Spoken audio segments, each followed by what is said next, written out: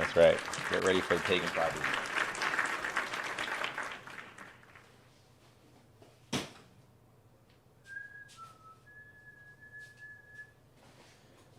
Pagan Fridays.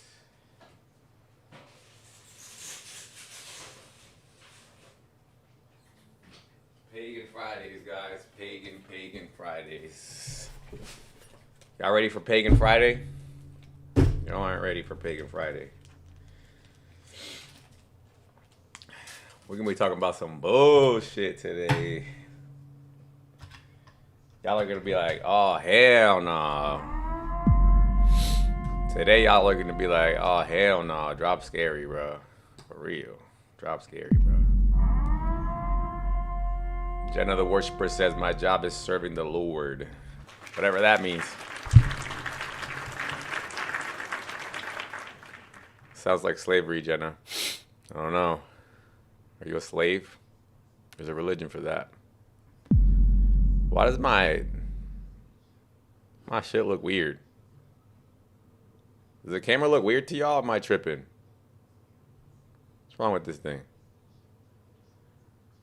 There it goes. I was about to say, what the hell was that? I fixed it. I'm a genius. I was quoting you when I asked you if you had a job. Huh? Oh.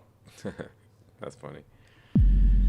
Looks stretched. Yes, it looks weird. Good now. Yeah, I don't know how that happened, but maybe there was an update. There was an update. I'm not going to say maybe. There was an update, and I guess that happened because of it. Damn, what's up with YouTube? All right, guys. So, welcome to Pagan Fridays. We're going to get real pagan today. But so basically, just so you guys know, all the stuff that I talk about is stuff obviously that I've learned in the past. You know, like when it comes to the feasts and what I believe about God. I used to be a modalist. What up, Bipedal? He said bye.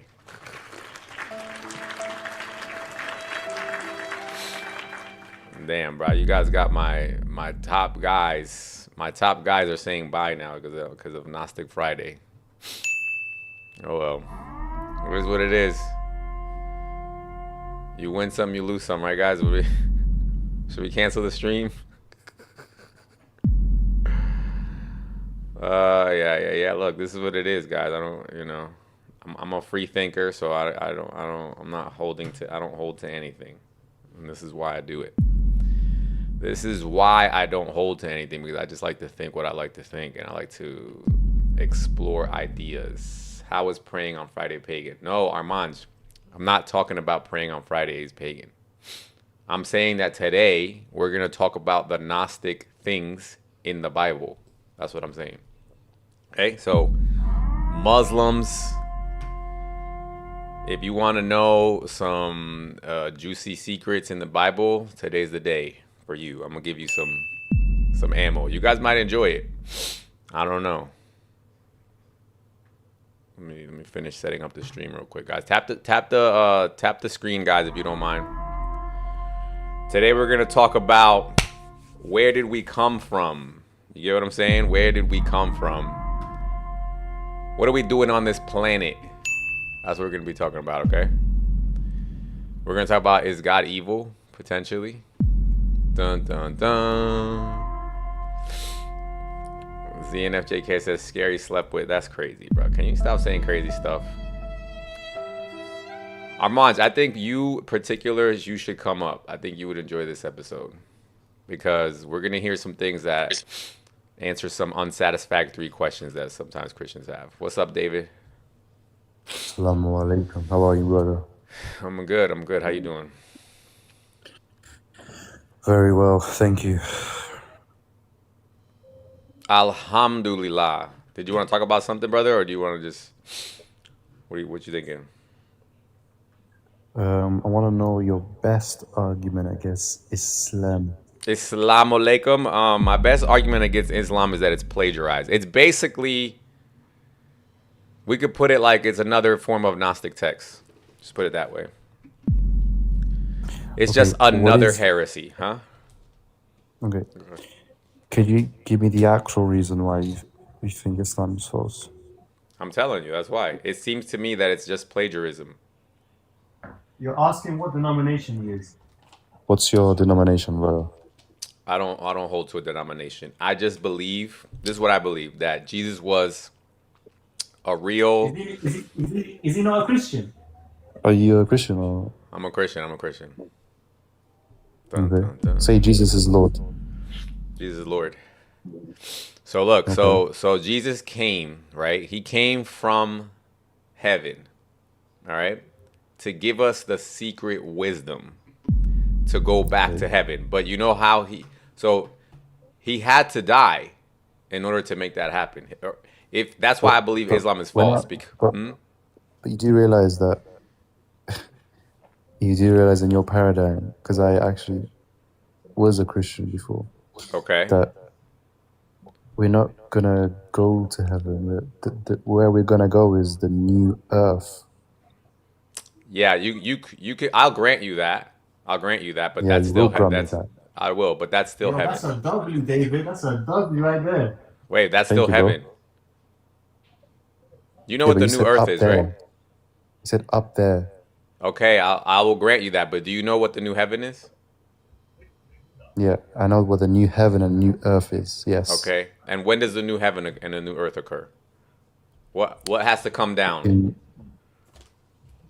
in your paradigm, it's after judgment. Okay, but what has to come down according to Revelations? What has to come down? What is it? The new Jerusalem? There you go. You got it. And I'm glad you're talking about Yo, this because that's this a is actually W. You're cooking it, David. this You're is cooking exactly it. what I was going to talk about today. I was going to talk about the new Jerusalem coming down out of heaven from God, the city of God, according to the Bible. And a lot of Christians don't like to talk about this, but this is what I wanted to talk about today. Yo, can The you stop putting city, the sound effects? bro. What the Yeah, hell? it's very annoying. So in It's heaven, so, bro. so No, just no Christian apologist does this. brother. Do I look? Just It's I'm so different. cringe. I'm different, brother. Don't worry. So look, Like we can't even hear. Like, every time you make a noise, we can't hear you. it's not supposed to be for you Yo, to hear me. ask him to turn it off, man. It's so loud. I All right. So know. look, David. In the Bible, it says that the city of God that's in heaven is coming down. That's what I'm here to talk about. You hit it right on the head. How did you know this? How did you know about this? Bro, trust me, I'm a very high tier Christian You're and high Muslim. tier? All right, we're Yes. going to test your knowledge today. Cook him, David. Cook him. So now, Don't worry, I will, man. I will. so now, where were Adam and Eve? Let's see if you're high tier. Let's see. This is going to tell me if you're high tier or low tier right now. I know David's gonna cook. Go Spread it. ahead. Well, what's the question? What's the question? Where were Adam and Eve? Where were they? Everybody tap the Yes. screen. We're going to be According to which paradigm? Your paradigm or my paradigm? according to the Bible. Today, what I want you to do is this. Forget aside. What kind of Christian did you used to be? What kind of Christian? I used to be a Protestant. Forget about that. The Protestants they know the least of the information that we're talking about today. Now, Yo, what's he talking about? I'm gonna tell you, bro. Chill.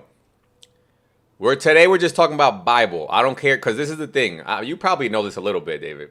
There's some Brother, things in the get to the Bible. question, man. Just get to Okay. the question. All right. Hurry All up. right. All right. All right. Hold on a second. My bad. Let me. Where's my buttons at? Where the hell's all my buttons? Oh, here it goes. Yo, chat. Is this guy out of his damn mind or what? Is he out of his damn mind or what, guys? Yo, this guy's out of his damn mind, bro. What's wrong with this loser? Shut your dumb ass up. Who you talking to, loser? Go make out with your boyfriend there. You guys are both sitting in your room. Grown ass men sitting in your room. Fuck. Got me fucked up. Fuck. David, you're gonna be now you're gonna be a dimmy, David. You wanna be up here still? Now I'm gonna treat you like my dimmy now. You gonna be a dimmy? Huh? Act like Jesus, please. Yeah, okay. You gonna be a dimmy or what? What's a dimmy? You're gonna be my second class citizen. What do you mean? Are we not grown adults? Can we just not have a No, you're conversation? obviously not because you're over here crashing out, telling me what to do with my own damn live. No, send his location. I want to fuck him up now. Yeah, yeah, Yo, yeah. yo, Ooh, chill, yeah, chill, yeah, yeah. chill, chill, Yeah. Hey, why are chill. you guys both? Whose room are you in? We're not in a room, but bro, we're in the living room. He said we're not in a room. Are y'all sitting on the same couch and shit? Is he sitting on the corner of your bed while Ask him to you send his location. I want to go to his location. ask him? Nah, Hey, don't. ask him if he's sitting on the corner of your bed right now. Is he sitting on the corner of your bed while you're on the computer? Turn your camera No, on, David. he left. He left. He left now. It's not gay anymore. Okay, got it. All right. All right, Dave. I'm gonna need you to chill. I want to tell you this stuff, but you're not gonna sit here. I've been chill. No. You said to me, yo, hurry up, get to your point, bro. I'll milk the hell out of this. First of all, when I come on live, buddy, I stream for at least 3 hours, so I got time. If you don't have time, sorry. I've got time. Okay. So let's go back to it. Where were Adam and Eve? Where were they? So they were created on Earth. Where? Wait, say they were created where? In the Garden of is it Eden? Yes. Okay, so God put them on Earth. That's what you believe? No, created them on Earth. Okay, God put them on Earth, created them on Earth. What's the problem? Okay, that's what you believe, right? You asked me which paradigm. I said, yeah. I asked you which paradigm. You said the Christian paradigm. Forget the Christian paradigm. I'm talking about Bible, just Bible. The reason why I'm trying to get you out of the Christian paradigm is because a lot of Christians avoid a lot of topics. I'm sure you would agree, right? In the Bible, like for example, the new heaven, new earth. No Christians like talking about that. The Bible said Christians say, "Oh, we're going to heaven," right? But the Bible says, "No, heaven is coming down," right? So you agree with me on that part that Christians don't like to talk about it, but it's in the Bible, right? Yo, is this guy retarded? Holy hell, bro! What is up with your boy, dude? Bro, do you want to speak to him? I can pass him the phone. Please put him on, bro. Put him on, and tell him to put his camera on. Yo, Mohammed, come. He wants to speak to you. Fam, I don't want to speak to that dickhead, fam. Tell him to put his camera on too. We want to see who's talking to us right now. Bro, let's just forget him. Like he's an idiot. He is an idiot. Thank you. Well, at least we know. All right, so now. Are you stupid? He's mad at him now. Bro, yo, I'm talking, man. Yeah, we're just talking, bro. Relax, dude. Get out of my room. Tell him, bro. Get out of my room. All right, look, listen. I want my $10 back. Give my $10 back now. Give my $10. Don't worry. I got you. All right, so look. What was I asking? Oh, yeah. So you agree with me that there's topics in the Bible that people don't like to talk about, right, David? Me personally, I've never met anyone who disagreed on some verses in the Bible. No, but I'm saying they don't talk about it. Yeah, sure. You just agreed with me on this certain point that Christians say we're going to heaven, right? But the Bible says heaven is coming to the earth. Right? Do Christians talk about that? I've personally never heard anyone speak about that before. Okay, no. So we agree that there's some weird stuff in the Bible that people don't want to talk about. So now I'm asking you another one. We just said Adam and Eve were created in the Garden of Eden, right? Yeah. Now my question to you is, where is the Garden of Eden then? If we're speaking historically, the location is unknown. Mm-hmm. But we got Google Earth now. Why can't we find it? Do you know where it is? Yes, it's in heaven. Oh, and it always was in heaven. So where can we search that on Google Maps? We can't. That's why we can't find it, because it's in heaven. That's what I'm trying to tell you. People think. You said can't. Yeah, people think that Garden of Eden was on Earth, but it wasn't. God actually created us in heaven first. That's what you need to know. I don't know if you knew that. You're actually the first Christian to ever ever say that, but I know. okay. So you're So telling me that there was dirt in heaven? no. I mean, now I don't know. Maybe there was. I don't know. But I look at it more like the story of Garden of Eden is just like a parable to represent Yo, heaven. this guy is so low tier. I swear down, man. This guy is so low Solo tier, man. He tier, doesn't know solo what he's talking tier. about. Bro, I debated all the top Muslims just last week. Central, Apex, TMA, and Libiano all Oh, in really? 1 week. Yes, and they all got baked. Go to my profile. What are you talking about? Wait, actually, wait. Let me. Look at my profile. Go look at my profile. Oh crap! Okay, Yeah, kick this guy. I'll watch Let it. us Come on, bro. speak. Come on, I'll bro. watch it after. Yeah. And all full That little debates bald posted. bitch. Gary. What's up, bro? Okay. I had a question to you, if that's okay. Yeah, go ahead, brother. Yeah, I didn't want to speak specifically about Yo, Islam, why but I you wanted to ask ignoring me, you. man? Talk to David, man. Hold on a Why second. you Hold on a not second. on David, there? hold on. David, I'm going to mute you for a second just so I can hear this guy out real quick. Go ahead. What'd you say, I boss? wanted to ask you because I know you're agnostic. What's your biggest problem with Christianity? I don't have a problem with Christianity. I like Christianity. I just think they don't talk about all the biggest secrets, but I think that on the surface level, they got most of it right. But you don't think some of the things, like we've spoken before, I don't think you Send his remember me. location right now. I want to Hey, this roll guy, you today. what's up with Dave, him? Dave, get your friend to David, shut the hell can up, you man. please Yo, control Bro, your just kick him down. boyfriend or Just kick him something? down. Hold on. What'd you Anyways, say, Nordic? Send his location. Where is he? Oh my God, bro. I'm gonna drop you for a second, David. Just listen and come back when you're done. When you're he finished. Send wants his he wants location. that location though. He wants that location though. Go ahead. What'd you say, Nordic? Yeah. Some of the things I've seen you go against Stanford, I think Christianity has the same. Go against Like, Islam for. Oh, okay, yeah. Like what? like for example, I do believe that some sort. Yani, if you mean, what's it called? I mean, it depends. I'm not. I want to be specific with my words. You know. Go ahead. Take your time. Like Take your for time. example, God bless You- Gary. you- How are you, brother? God bless So I'm you, just waiting sister. for this guy to spit it out. So I No, figured I'm it'd be sorry, a good I'm time sorry. to say hi. my bad, Grace. My bad. I'm saying because, like, for example, not every Christian is this denomination, but okay, Catholics, for example, major Catholic scholars, dependent on scholars, they say that child marriage is okay, and we can see from the Bible as well in the Old Testament that it's concubinage with underage girls. It's allowed. Yeah, I get what you're saying. So this is what I'll tell you about that. One thing that I Go do ahead, bro.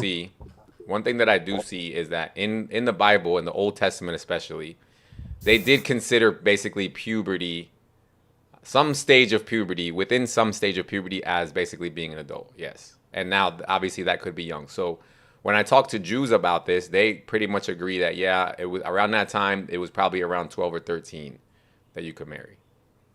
Now, I still Yeah. think that's bad, but Yeah. it's still better than Islam, which is pre-puberty is allowed. Yeah. Okay. Yeah. So yeah, that's basically my point. And in some other things as well. Yeah. For example, you mentioned Ahl al-Dhimma and similar, like jizya and this. Yeah, this is also in the Old Testament. No, it isn't. Jizya. No. Wow. You may be talking about some sort of tribute or something like that, but the difference is that Yeah. in the Old Testament, fighting was only commanded to take over Jerusalem and to defend Jerusalem, essentially. There's no... No, I didn't mean the whole war thing. I meant only the jizya part. Yeah, but jizya comes through war. Yeah, but with the effect of jizya, you said second-class citizen, and we see this exact thing. Where? Should I bring the verse? Yeah. Okay. Give me 1 second, brother. We have a good Demi right here. He would know, right? Yo, Scary, what were you I talking got easier about? money. Oh, Huh? Adam, I would talk about what? Adam and Eve being in heaven. You want to know? Yeah, when they got cast out, did they not come to earth instead because they had children? Cain and Abel were making sacrifices, and Abel's one smoke went straight to heaven, which means that the one in heaven really. No, so basically, in the Bible, Garden of Eden is in heaven. So when Adam and Eve got casted out, they were casted out somewhere in heaven then. No, they got cast down to the earth. Oh yeah, fair. That makes sense. That makes way more sense. Yeah.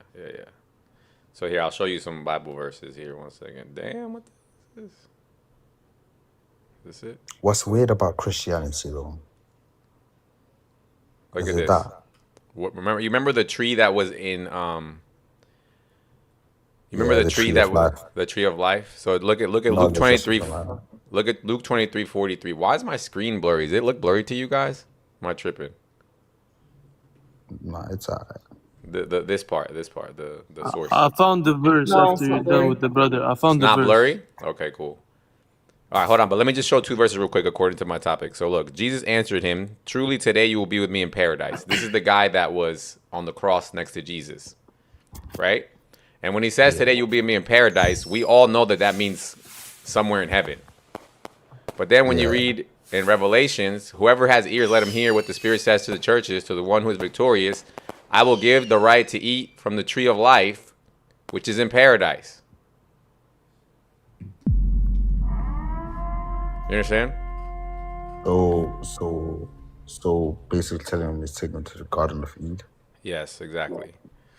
So, and then if you look at Ezekiel 28, I want to show you this, guy. Some Christians are pretty familiar with this prophecy, or this, not this prophecy, but this saying, but they like just interpret it in a weird way for some reason.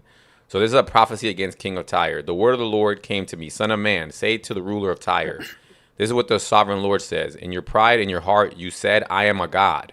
Oops, my bad, it's not on the screen. In the pride of your heart, you say, I am a God. I sit on the throne of a God. Now, this is the same sin Adam and Eve had. When Adam and Eve were in the garden and Satan tempted them, he tempted them by saying, oh, you're not going to die. But God knows that when you eat from the tree of knowledge of good and evil, you will be like him. You'll be like God. So the same thing here, God is saying the same thing to this king of Tyre, right? But where was he? He said, I'm a God in the heart of the seas, but you are a mere mortal and not a God. Oh, I keep cutting it off the screen. But you're a mere mortal and not a God, though you think you are as wise as a God. Are you wiser than Daniel? And is no secret hidden from you, but your wisdom and understanding, whatever. Where's the, hold on. Right here. So you were the seal of perfection. You were the seal of perfection, full of wisdom and perfect in beauty. And you were, where was he? Eden. He was in Eden. And every garden and every precious stone adorned you, and carnelian, chrysolite, gemerald, emerald, onyx, jasper, lupus, whatever, lupus. Your settings and mountains were made of gold, and on the day you were created, and you were anointed as a guardian cherub. And for so I ordained you. You were on the holy mount of God, and you walked on the fiery stones. You were blameless in your ways from the day you were created, till wickedness was found in you. And through your widespread trade you were filled with violence, and so you sinned. And so I drove you in disgrace from the mountain of God, and I expelled you, guardian cherub, from the fiery stones. Your heart became proud on account of your beauty. You corrupted your wisdom because of your splendor, so I threw you to the earth. You see? Yeah. And the same thing when you read Revelations, the same story happens again. Because it says here he was filled with violence when he was a guardian cherub in Eden.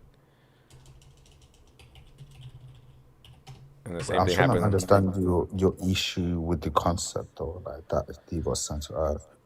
That what? Like I'm trying to identify your issue with that. I don't have an issue with it. I think this is what happened. So look at Revelations 12. All right. No, where is it? Yeah, right here. In context, Revelation 12.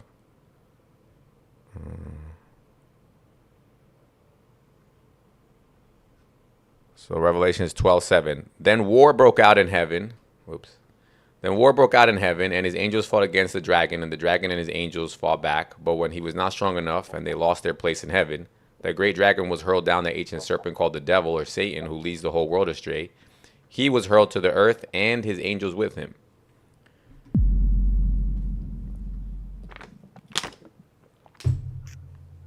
You with it? Yeah. So the then, devil referring to Earth.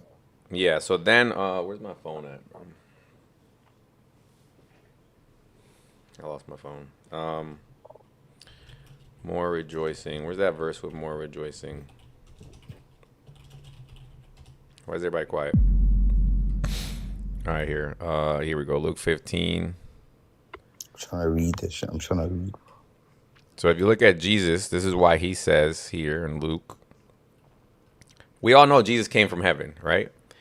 Then Jesus told him this parable. Suppose one of you has 100 sheep and loses one of them. Does he not leave the 99 in the open country and go after the lost sheep? And go after the lost sheep until he finds it. And when he finds it, he joyfully puts it on his shoulder and goes where? And goes home. So where did Jesus come from? And where did he go? And where is he going back to? He came from heaven.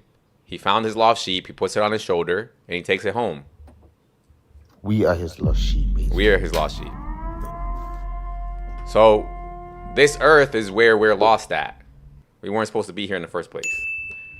Right? So then he recalls his so friends. We got lost on Adam and them. No. Okay. No. You did. So this is the thing. Everybody says, oh, Jesus, he died for our sin, right? And oh, Adam did something wrong and we didn't know. What the Bible is telling you is that what Adam and Eve did is what everyone did. That's why evil is allowed on this earth, essentially. Like evil. And that's why it says that Satan is the ruler of this earth. Because what happened was Satan tempted us in heaven. And then because we listened to him, then God made a whole planet where we get to sit here now and we're stuck with Satan now. God's like, oh, you want to listen to Satan? Go live with him.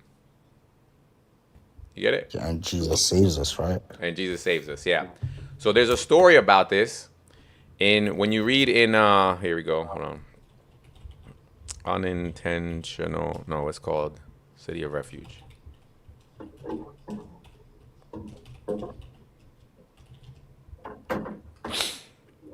So, Numbers 35. 34 chapter, right here.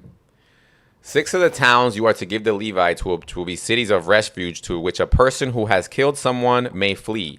In addition, give them 42 other towns. In all, you must give the Levites 48 towns.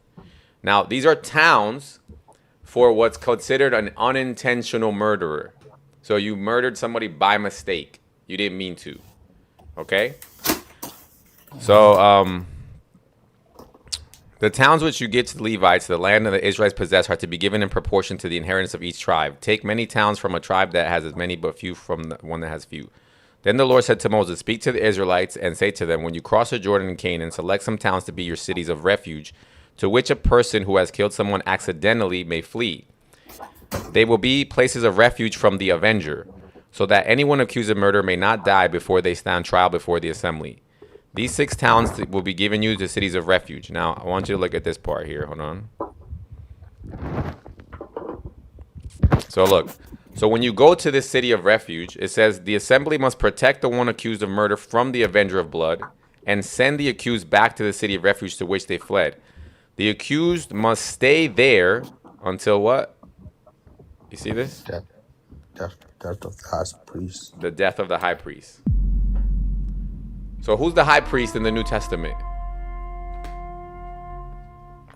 I don't even know. I can't. Jesus. Jesus is the high priest. So what's basically happening is that's why in the garden there was 2 trees, the tree of life and the tree of knowledge of good and evil. So God considers us unintentional murderers because we didn't know better. That's why it's like we didn't have knowledge of good and evil. You get it?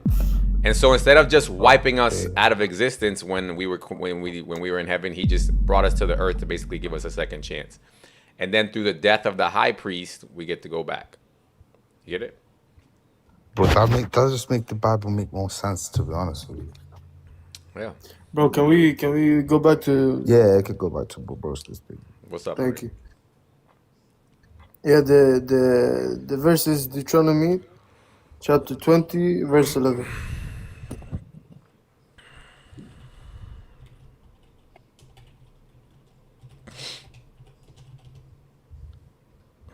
I don't know how to write. What the heck is this? Mounts interlinear. How do you write Maybe I gave. Deuteronomy, Oh bro? my goodness. Maybe I gave the wrong one. No, you're right. I wrote Deuteronomy wrong, like I always do. Deuteronomy 20:11. Yeah. And it shall be, and oh, my screen needs. I need to fix this. This is getting on my nerves. And it shall be, if it make thee answer of peace and open unto thee, then it shall be that all the people that is found therein shall pay tribute unto thee, and there shall serve thee. This is what I told you about. This is the tribute. Yeah, but look, and they shall serve you. And this is definitely a second. Yes, I agree with you. But like I said earlier, the difference is the scope. When Go ahead, bro. when Jews fight in the Old Testament, why are they fighting? Is it to take over the world, Yeah. or to make everybody Jewish? I mean, you could say it's for religious reasons. No, it isn't. You can't say that. No, you can't. So you can't say they tried to take Jerusalem because of religious reasons. That's okay. Now you hit the only reason why they do fight. That is why they fight. It's for Jerusalem. That's it. Yeah, I Nothing mean else. that's fine, but I don't think. So okay, so don't- my issue with that is this. When Yeah. I see the Bible, God created His people, and then He promised His people a certain land, and then He just whatever had to happen to get there, it happens. So I don't have an issue with that because it's Yeah. God's earth. If He wants to make a people have a land, they could have it. Now, in Islam, the difference is that God wants to take over the whole planet with the Muslims. Yeah, I mean, if it's God that does Okay. it, what's the contention? And exactly, so you would believe the same thing in that scenario. But I'm saying from an outsider, for me, I'm not okay with that. Yeah. That I'm Yeah, not. I- Like I'm yeah, okay I with. understand, Like but- I'm not Jewish, but Yeah, I'm okay because- with Jews being promised their own little tiny piece of land. I don't care. It doesn't bother me. Yeah, but you know the thing is, it seems a bit pick and choose, and I'll tell you why. Because I understand that the scope for Islam is much larger, but the reasoning is the same. So, for example, you can't justify killing one person just because somebody else kills 1,000 persons. You get my point? No. So The so- point is that it's still, يعني, you cannot. No. The reasoning is Yeah, not go the ahead. same. The reasoning is not the same. In the Bible, the Jews are taught to fight because of just to take over that land so they can live in the Holy Land because it's holy to them. Yeah. In your paradigm, you're forced to change people's beliefs and punish them for what they believe or don't believe. Are we talking about Judaism right now? No, Because if we're we not. look at the religion, What do you mean we're then talking they about be- Judaism? they be- We're comparing. We're not talking about Judaism. We're comparing yeah, if we're Judaism to comparing Islam. religions, Yes. yeah, I mean, any rabbi would tell you that anybody who is not Jewish or a goy, yani a good goy, should be killed. Yani, what do you mean? Okay, you're not.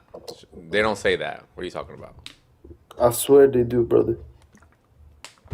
You're just talking about like random stuff that you found on the internet. I'm talking about what you actually Bro, see in the I Bible. promise you, this is in the Talmud. I'm talking You can't about what? trick it. Yeah. Why are we following the Talmud? We're talking about the Bible. Because they also, I mean, internally for them, they believe it's from God as well. I don't care about that. I only care about what's in the Bible. Because I'm not judging. Yeah, that's fine. Like I'm Brother, not judging. yeah. I'm not judging the Talmud with the Quran. I'm judging the Bible with the Quran. Yo, Yeah, Bryce, that's fine. No problem, brother. how are you? What's up, man? One second, bro. I'm just. The point I'm making was not against the war. The point was against jizya. Brother, it's the same. War and jizya are connected, right?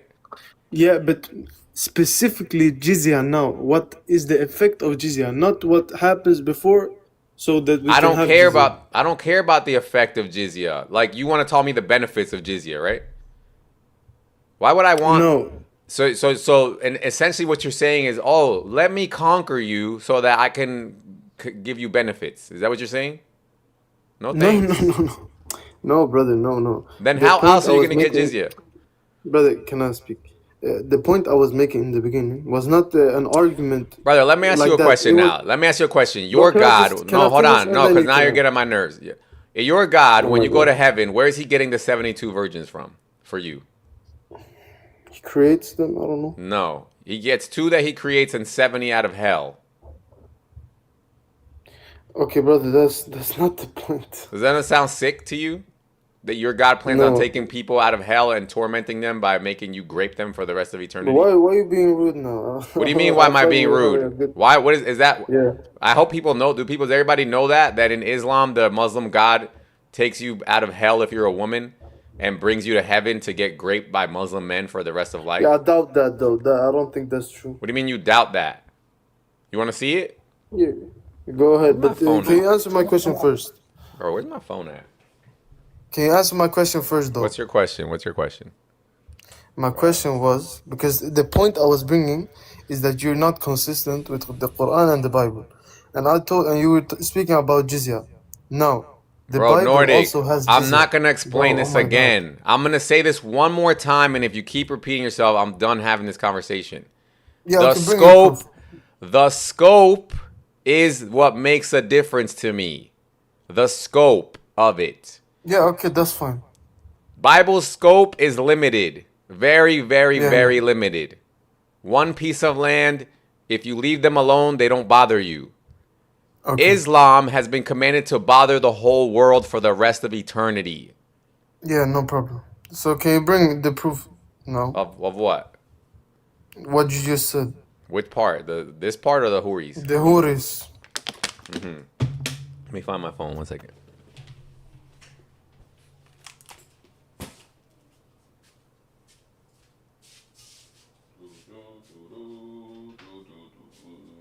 Yo, somebody call my phone. I'm gonna give you my number. Bro, where's my phone at, dude?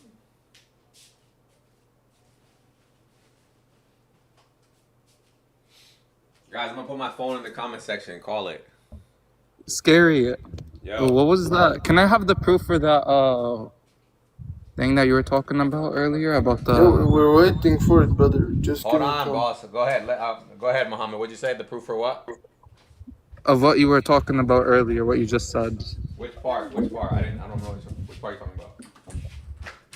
If a girl goes to hell, God takes them out of it, puts Oh them yeah, in yeah. heaven I'm to gonna do find that, what? but I lost my phone. I gotta find my phone. Oh, okay. Guys, tap the screen, bro. Bro, where's my fucking Is it phone from the at? Quran? What the fuck? Nah, this is crazy. Where's my phone at? Tap the screen in the meantime, guys. Hey Siri, where you at? Bro, this is what I get for putting my phone on silent all the time, bro. Sheesh. Yo, Central's in the live. Central's here. Yeah, he said the source doesn't exist for what you were just saying. He's gonna say he lost his phone till next year. That's crazy. Yo, Central, chill, bro. Dude, where's my fucking phone?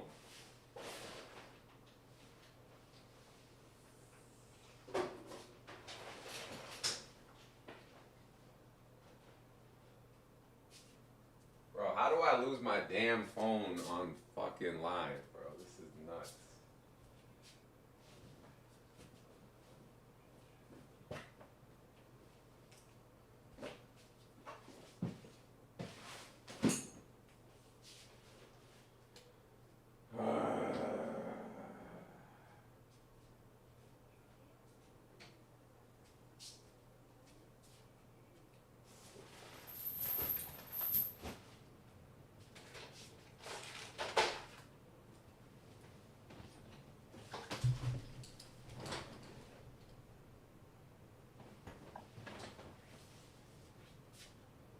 Nah, this is wild. Where's my phone at? Here, look. I can check my DMs here.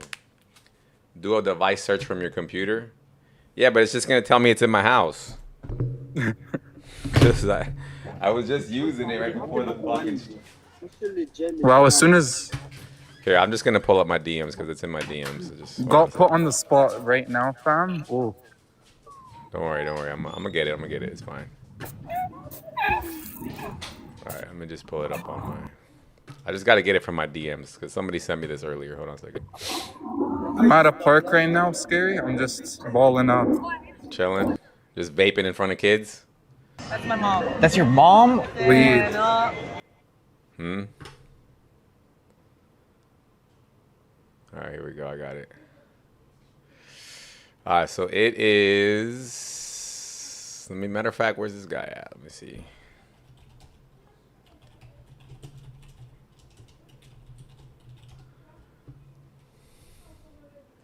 There is no one from whom Allah will admit to paradise, but Allah will marry him to 72 wives, 2 hural in 70 from his inheritance from the people of hell. Let me see if No, I I've can. heard of this hadith, but I don't believe it's authentic. Oh, you haven't?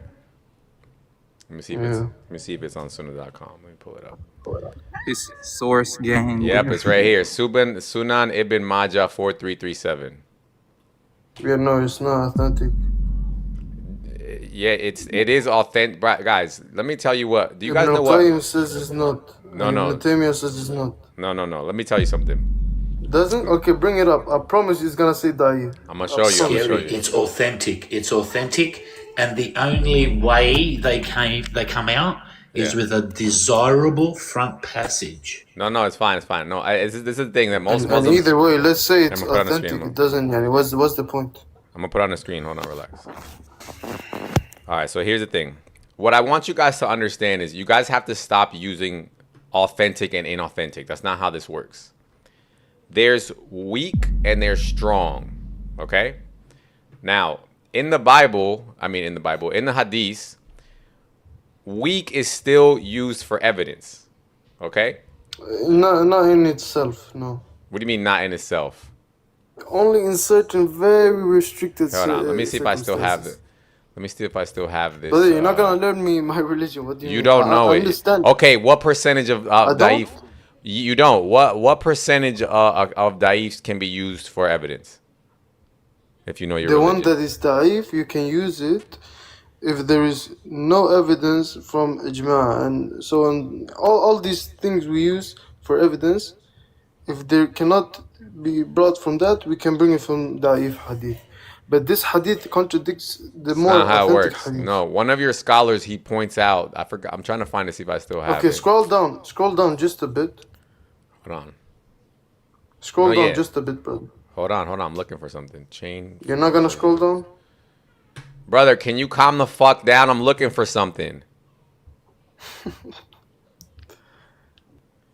Yellow shoes. Bro, where's... Hold on. I need to find... Who's the... I lost it. I'm not going to be able to find it right now. All right, what do you want? You want to scroll down from what? For this? This is what you want to see? Yeah, this is da'if. I told you it was daif. Okay, if it's da'if, then you're cooked. Thank You don't know what daif means. Central, I swear, Central, you should post this on your story, akhi. This guy is lost.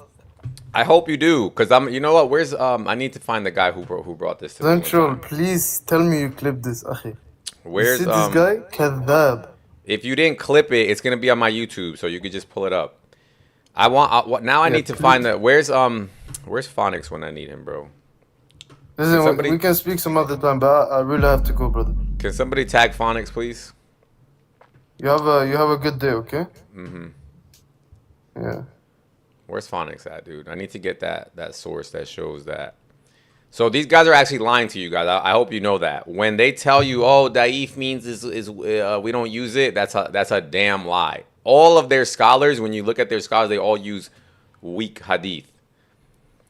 The only difference is that they can only take it as like 70% authoritative or 50% authoritative or like 100% authoritative. That's the only difference. It's not that it's trashed. But I'll see if I can find bro. That's the whole reason I'll see if I can find the reference for that in a minute. But anyway, what were we talking about? Hold on. Central said is daif. We don't use it if it pertains to the unseen or anything fiqh related. Again, that's not true. Show me evidence for that, Central. Because I literally have a scholar, and I wish I had the screenshot right now, but I don't have my phone. I have a scholar that literally says that even weak hadiths can be up to, I think he said up to like 80% authentic, essentially. It's just to get out of jail free card, bro. I know, Like, I it's know. still They think we're dumb. They They think that like, still oh, published yeah. information. That's like even when you look at the story of Al-Zut, or I'm not Al-Zut.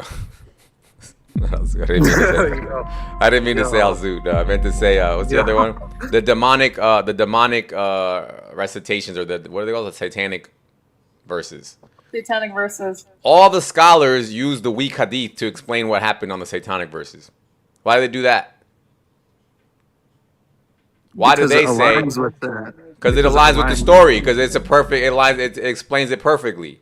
But only Muslims, if you show them the hadith, they're like, oh no, this is weak. This is not what happened. That's not what your scholars say. So da'if is only, it breaks the narrative if it doesn't align with it, but if it like, Yep. you know what I'm trying to say? Yep. But look, it says it right here. There's none whom Allah will admit to paradise, but Allah will marry him 72 wives, 2 from the Huris and 70 from inheritance from the people of hell. That's what it says. Believe what you guys want. If I could find my phone, I would have called somebody to bring me the source for that scholar thing, but I can't find it right now. Anyway, what are we talking about? Central, I actually got a question for you, boss. If you want to come up for a second, it don't have to be a debate. I just have a general question I want to ask you about something that somebody else said. Ali, it's a scholar that says he was giving the hadith grading. Basically, he said that Sahih is like 80 to 100% reliable. Da'if is like 50 to 80% reliable, something like that. Somebody had given it to me. I don't know why the hell I didn't save it. I thought I saved it. His phone's in the other hand, by the way. That's crazy. Bro, I'm telling you, I lost my damn phone, which is a problem because I need it. I need it for something other than this stream right now too. Just call it. How do I think that's the other problem. I think my phone's on silent. There's a website online that if you put in your number, it calls it. Is it? For real? I don't know how safe you want to trust it, but I've done it once on my number. Yeah, Central, it's about my debate that I just had. Bro, I'll call you right now. It's about my Central, is that Central? Central, yeah, it's about my debate that I had with TMA recently and Apex. So we were talking about continuity in the Quran, and we were talking about the Passover specifically. But then, long story short, he said that when the Quran says in 1094 to go ask the people of the book, he said that this is only the people of the book who became Muslim. That's what he said.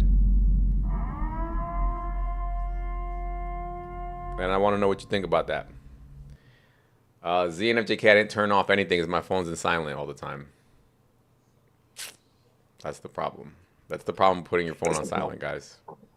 Bro, if my phone makes any noise, I'll just chuck it against the wall for real. My phone's been on silent for like 8 years. I've never. My phone's never been off silent. Like it's just always on silent. I know, man. It's so bad. I don't know. Boom. Like what? Like how? He said, I'm gonna send you a message on Bumble. That is the position of some scholars pertaining to that verse. Okay, but he brought that up. He brought that up, Central, to get out of the issue with the 9 signs in the Quran that it says about the Exodus. Those 9 signs, he tried to get out of it because I told him what's up with the Passover. Anyway, bro, if you're not gonna come up, I don't feel like it's harder to explain. Anyway, where we at, guys? Salute me, Muhammad. Did you guys want to talk about something? No. I mean, that was the topic that you were trying to explain to me before I had to go eat, if you remember. And then, yeah, you kind of explained that.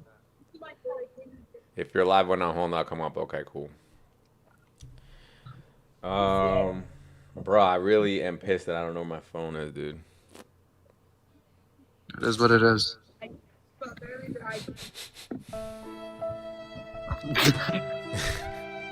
Now I don't even know what the hell, because like I need my phone for my notes and stuff.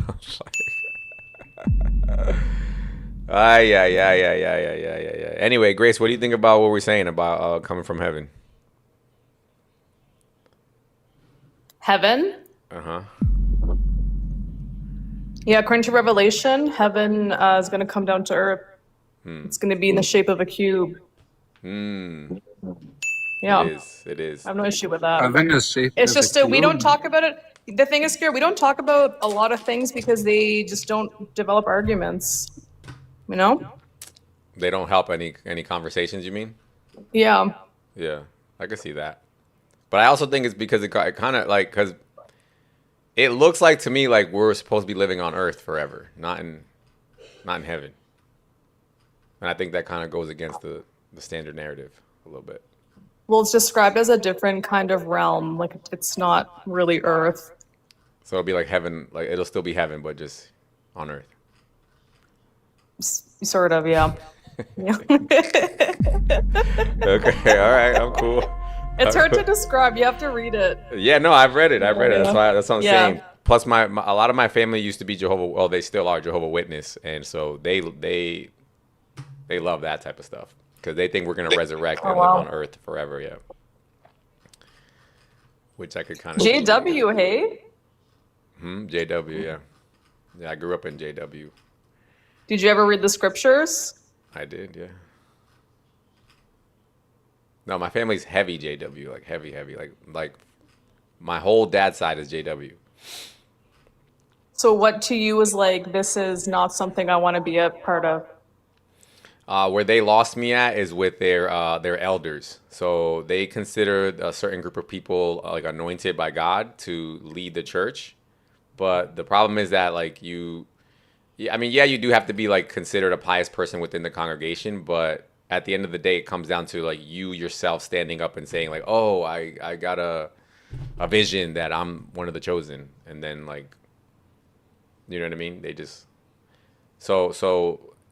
they only allow those people to participate in the body and blood of Christ. It's like favoritism. Yeah. And so that was one question they could never answer to me was like, I'm like, Jesus said, whoever eats my flesh and drinks my blood has eternal Can life. I introduce a new topic? It's about Christianity, though. It's a Bible verse. Sure. So if you go to 313 NIV, and then just read what that says. I forgot. What book and what book? It's in the New Testament. Yeah, but what book in the New Testament? Who's the author?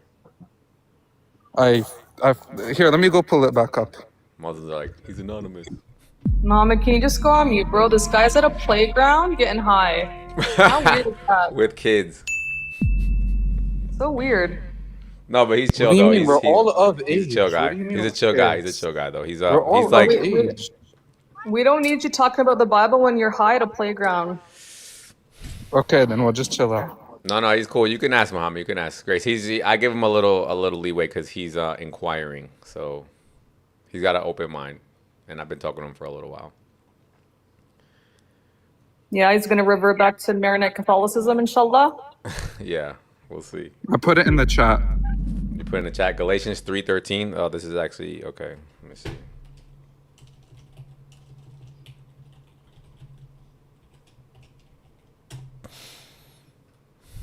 Christ redeemed us from the curse of the law by becoming a curse for us, for it is written, the curse is on everyone who hung on a pole. Yeah. What's wrong with this? So Jesus became a curse? So the Son of God is cursed. So I'm confused. Like, I don't know what that means. I don't know. That's all I'm asking. So it's just, if you just think about how Christians believe, right? He took on the curse. He took our curse. We were cursed to die, and Jesus took it. So this verse is just another way of saying that. Oh, okay.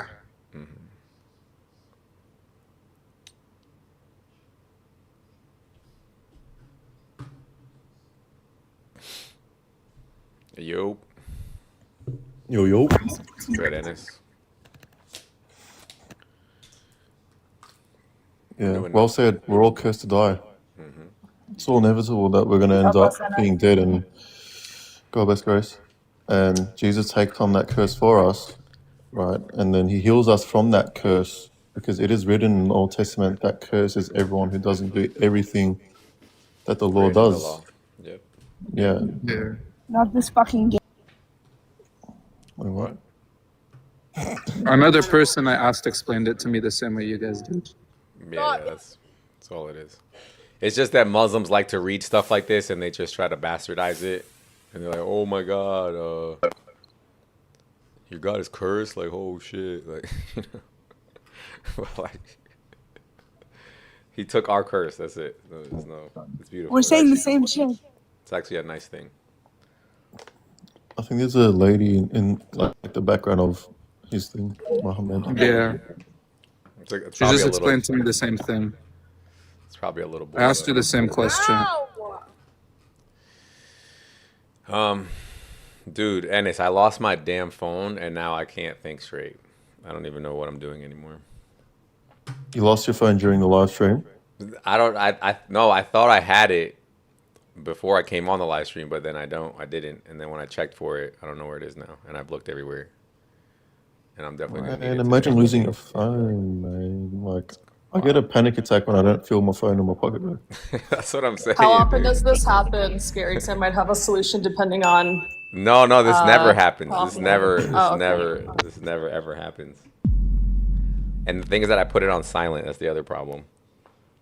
So Apple Watches have a function where you can ping your phone even Yeah. if it's on silent. Oh, so if that's a function, then I could probably do that from like the Find My Phone app on or the website, right? I'm assuming. Yeah. Let me try that. But yeah, Ennis, I'm talking about this is Gnostic Friday today. Gnostic, okay. Gnostic Christians? Yeah, basically. So because So what's the gist, man? the church that I used to go to, they used to believe some stuff that was not like mainstream, basically. And one of them was that we were angels from heaven. That's what they taught us. Okay. I think Gnostics believe that this world is like evil and we need to like escape it, and the God of the Old Testament isn't the same as the God of the New Testament, stuff like that. Yeah, kind I of. don't know. Yeah, basically. Like I didn't believe that necessarily, but there's definitely, from what I can see, there's definitely evidence for us being angels from heaven. Cause so in the Garden of Eden, right?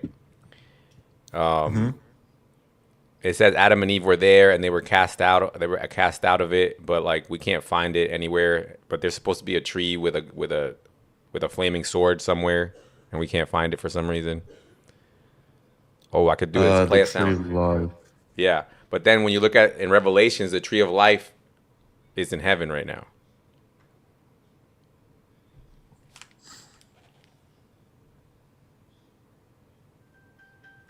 I hear it. There you go. Couldn't anyone call him? Oh God, how did I put it here? That's crazy. All right, all is well, guys. We're back. Clearly, Scary was the one smoking something before the stream. No, I put it in my bag with the stuff that I shave with, and then I put that bag away, and I normally don't ever do that. Oh. No wonder why you're looking a little fresh today. Thank you, brother. Thank you. W. Yeah. So when you look at Revelations, it says that it says the tree of life is in paradise. But when you think about paradise, God told the guy next to Jesus on the cross, Jesus told him, "Today you will be with me. You will be with me in paradise." You know what I'm saying? Yeah, there's a distinction between paradise and the kingdom of heaven. That's what I'm asking for. Is there? Yeah, there is. All right. It's What said is to be paradise is like Abraham's bosom, and heaven is God's dwelling place. Okay. So But it's still not on Earth, right? no, it's not on Earth. So that means the tree of life, if the tree of life is not on Earth, then where were Adam and Eve? Oh. If the tree of life wasn't on Earth, where was Adam and Eve? Well, paradise. Which is not on Earth. I think paradise and Earth. I think paradise was on Earth, bro. What? So it Yeah. came, No. so it was down, it went up, and then it's coming back down. Like it's Because going up and Earth down. was once Earth was once paradise, and then when sin came in, that's when it was no longer paradise. So, heaven is above, right? God's dwelling place, and paradise, which is Earth, was where Adam and Eve was. So, when God makes all things new again, He's just going to make a new heaven and a new Earth. What's New Earth up, is going to be like Scary? paradise. Yeah. So you think so? Basically, what you're saying is what I just said. So the Garden of Eden went from Earth to heaven, and then it's going to come back down.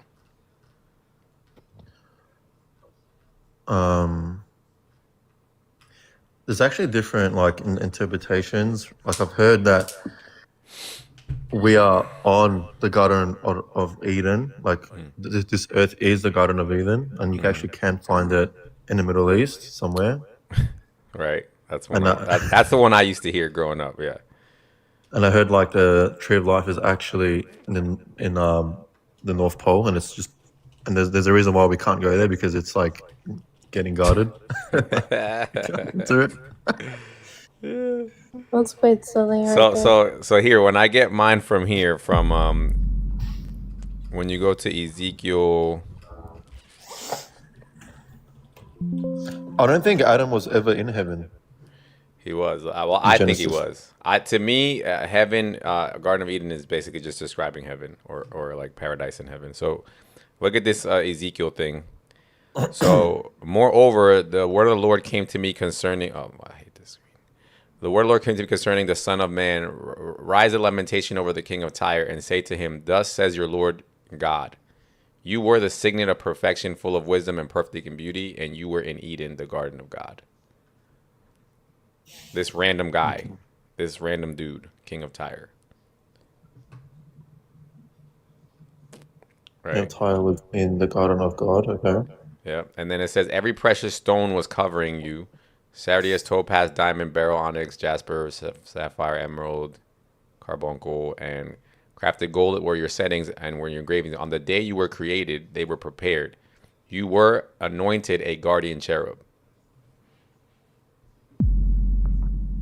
He was an angel. Yep, he was an angel. And then I placed you. You were on the holy mountain of God. That can't be on Earth. That's that could be the Zion. That's like Okay. yeah, mountain of Zion.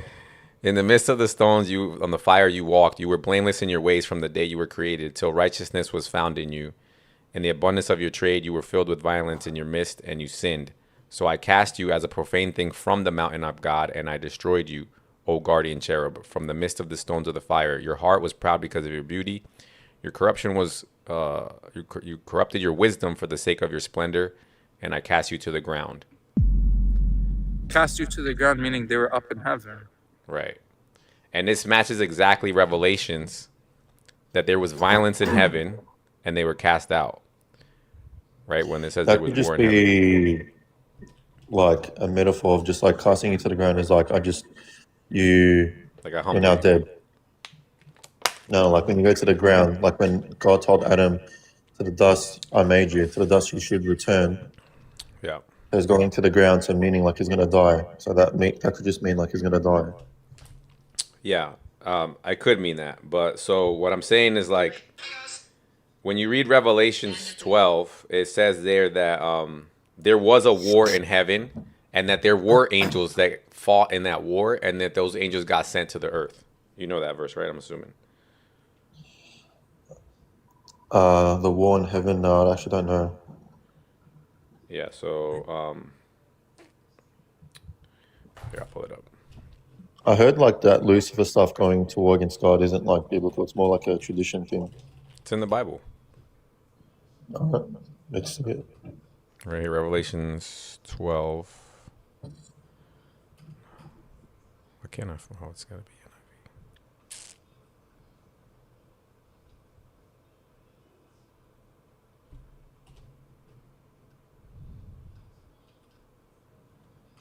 Right here, Revelations 12:7. So then war broke out in heaven. Oops. Then war broke out in heaven. Michael and his angels fought against the dragon, and the dragon and his angels fought back, but he was not strong enough. They had lost their place in heaven. The great dragon was hurled down, the ancient serpent called the devil, Satan, who leads the whole world astray. He was hurled to the earth, and his angels with him. Scary, how are you, my friend? Muslim man, shush. Scary, I was gonna say, it's Christians are gonna start. All right. Is this talking about what happened before, or is this like a future thing? To me, this is what happened before. This is what happened. But this is describing the same thing he was just describing in Ezekiel, where he said, "You were a guardian cherub. You were filled with violence, and so I threw you to the earth." Because it doesn't say earth; it says ground. Or it's the ground, yeah. Which could mean like when I put you to the ground, it just means you're gonna die. I want to put you to death. But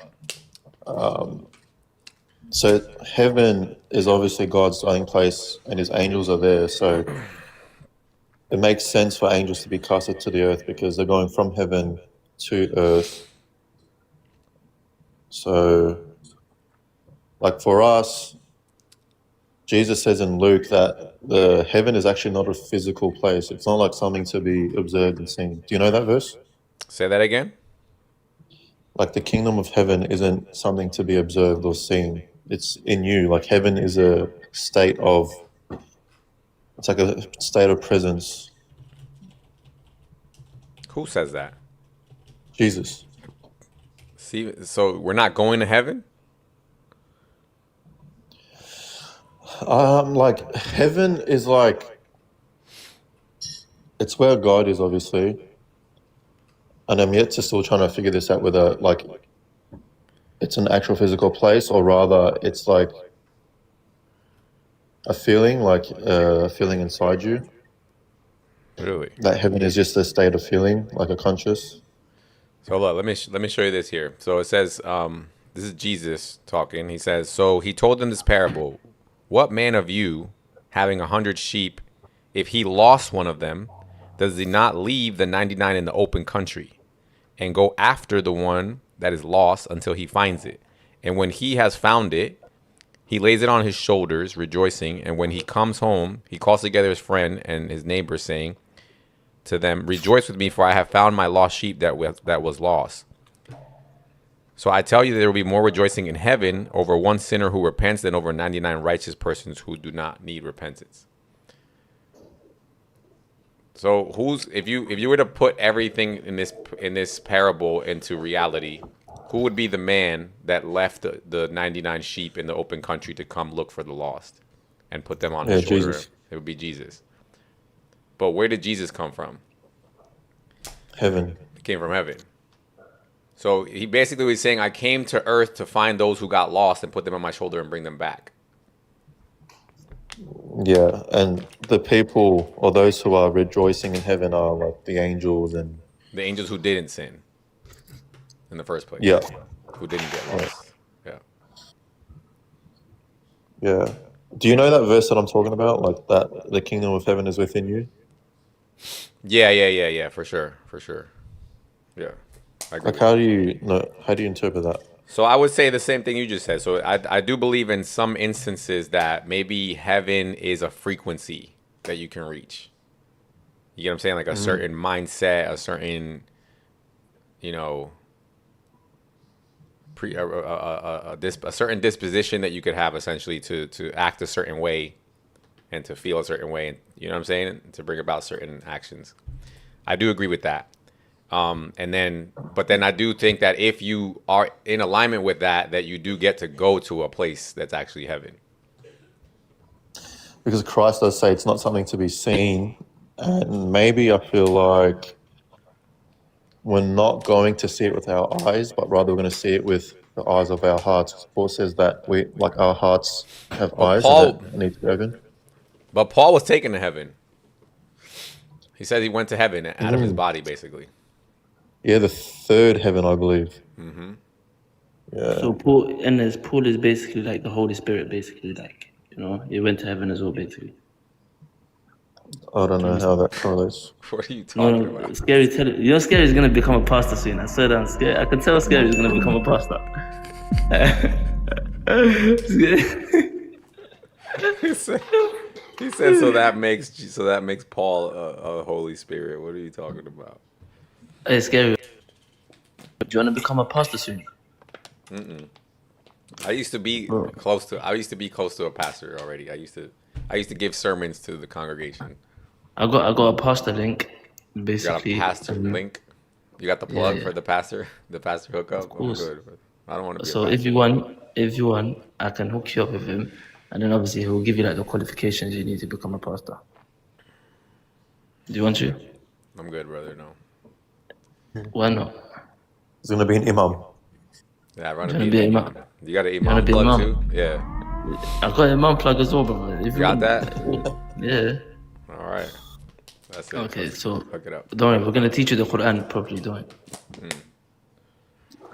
Just message me privately, Scary. Don't worry about these lot. So there's that. Ennis, did you ever hear about the people that were there before Cain and Abel, before Adam and Eve? Lilith? I don't know. I don't know too much about Lilith, but so when Cain unalived Abel, he got cursed and they put a mark. I think it was a mark on his forehead, if I remember correctly. And then Abel. It's the kafir sign on his forehead. You know, the Dajjal, the kafir sign on the forehead. Okay, yeah. So right after that, when he got the sign on his head, Cain said, "Whoever finds me will kill me." And then right after that, he went. It says he went to the town of Nod.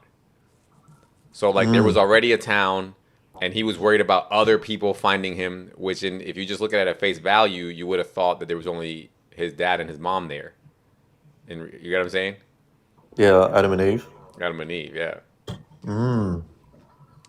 So there was other people there, like during, like when Cain killed his brother. Yeah. So what it looks like is there's other people. So right here, behold, or is it? Behold, you have driven me today away from the ground, and from your face I shall be hidden, and I shall be a fugitive and a wanderer on the earth, and whoever finds me will kill me. Like he's making it sound like there's other people.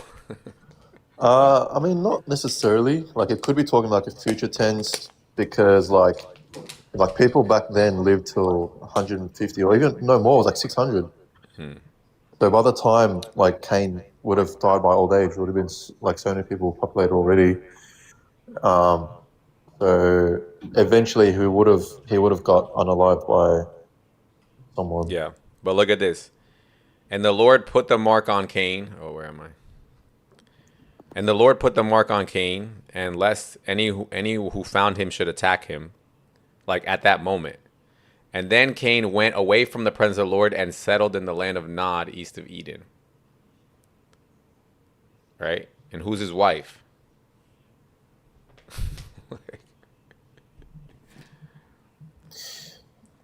Okay, and the Lord put a mark on Cain, lest any who found him should attack him.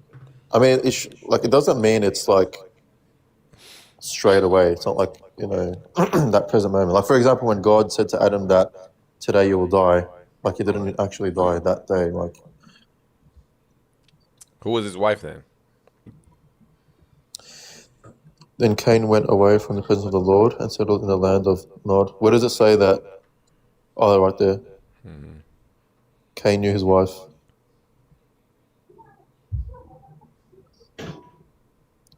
Like, I don't know, like, it doesn't really mean it's in that sort of moment. Like, that could have been talking about, like, a later time as well.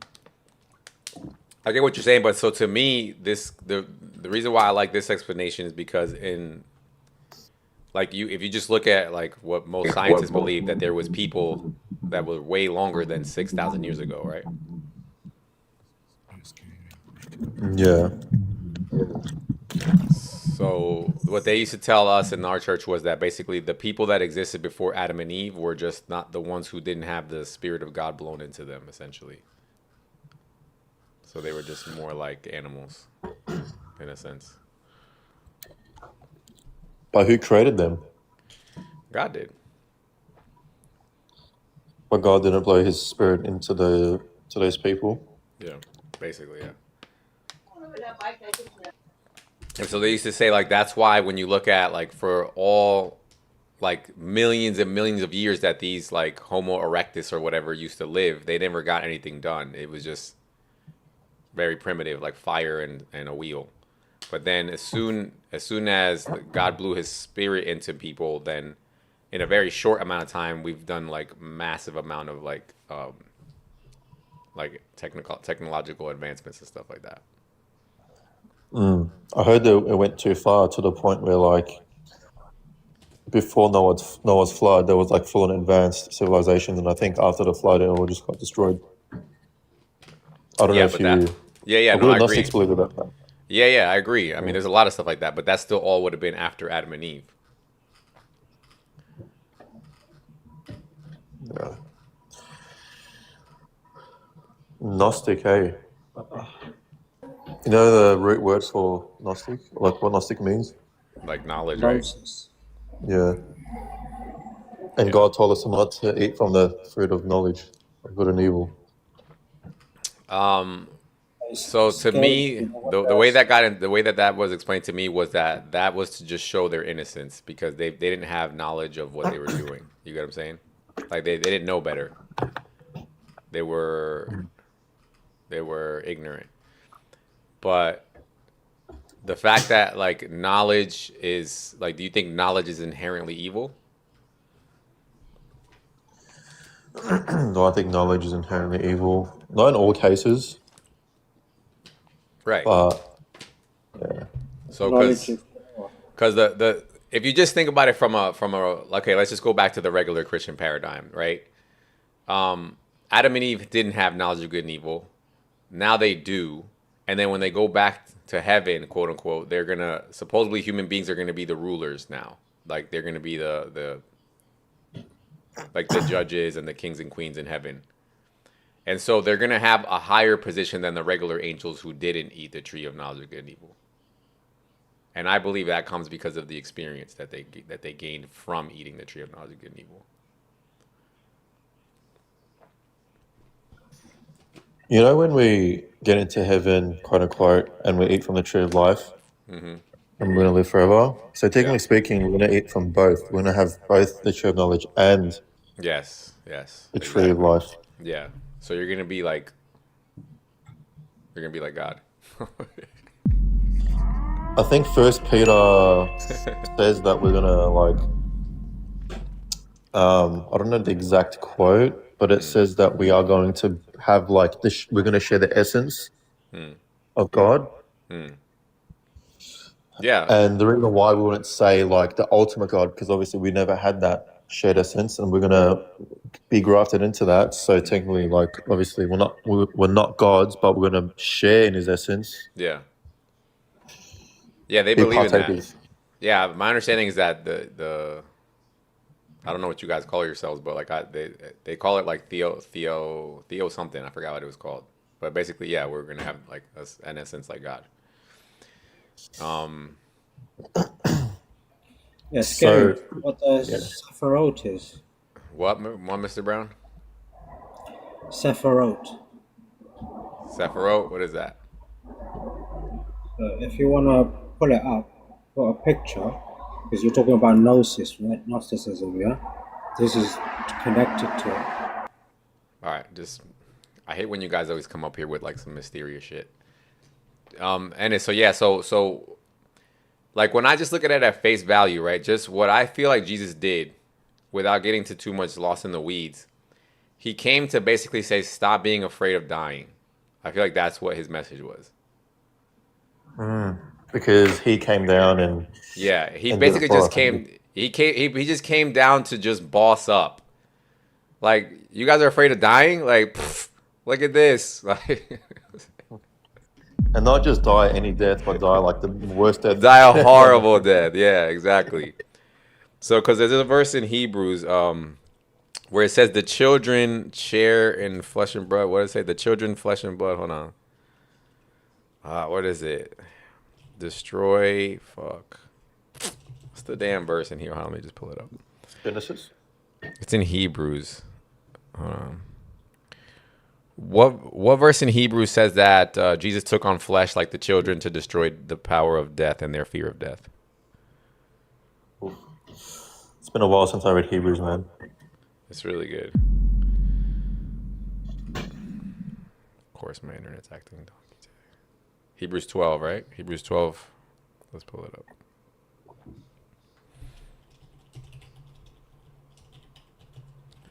This is like why I defend Jesus so much, because like, damn, what's wrong with the internet? The heck? I'm cooked.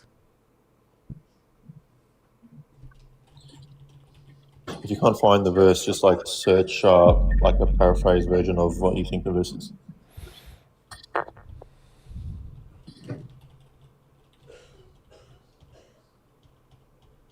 It's not, is it? I don't think it's Hebrews 12 then. It's not Hebrews 12. He just guessed, he said. Why is my internet tweaking, dude? Because the truth is about to come out. Right.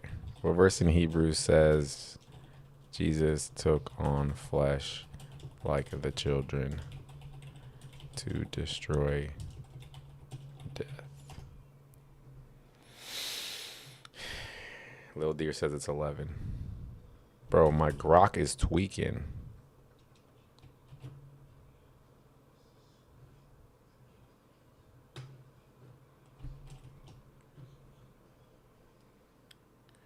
Hebrews 11.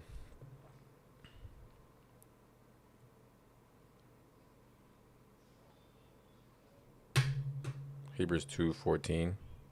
Yeah, here we go.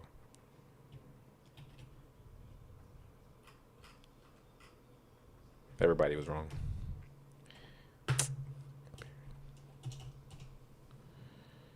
Yeah, here. Since the children have flesh and blood, he too shared in their humanity, so that by his death he might break the power of him who holds the power of death, that is the devil. But specifically, he's talking about the fear. Hold on.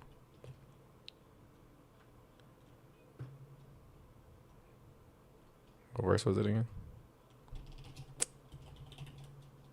Yeah, here we go. Since the children have flesh and blood, he too shared in their humanity, so that by his death he might break the power of him who holds the power of death, that is the devil, and free those whom all their lives were held in slavery by their fear of death. You see? Where's that soundboard? Boom. Boom.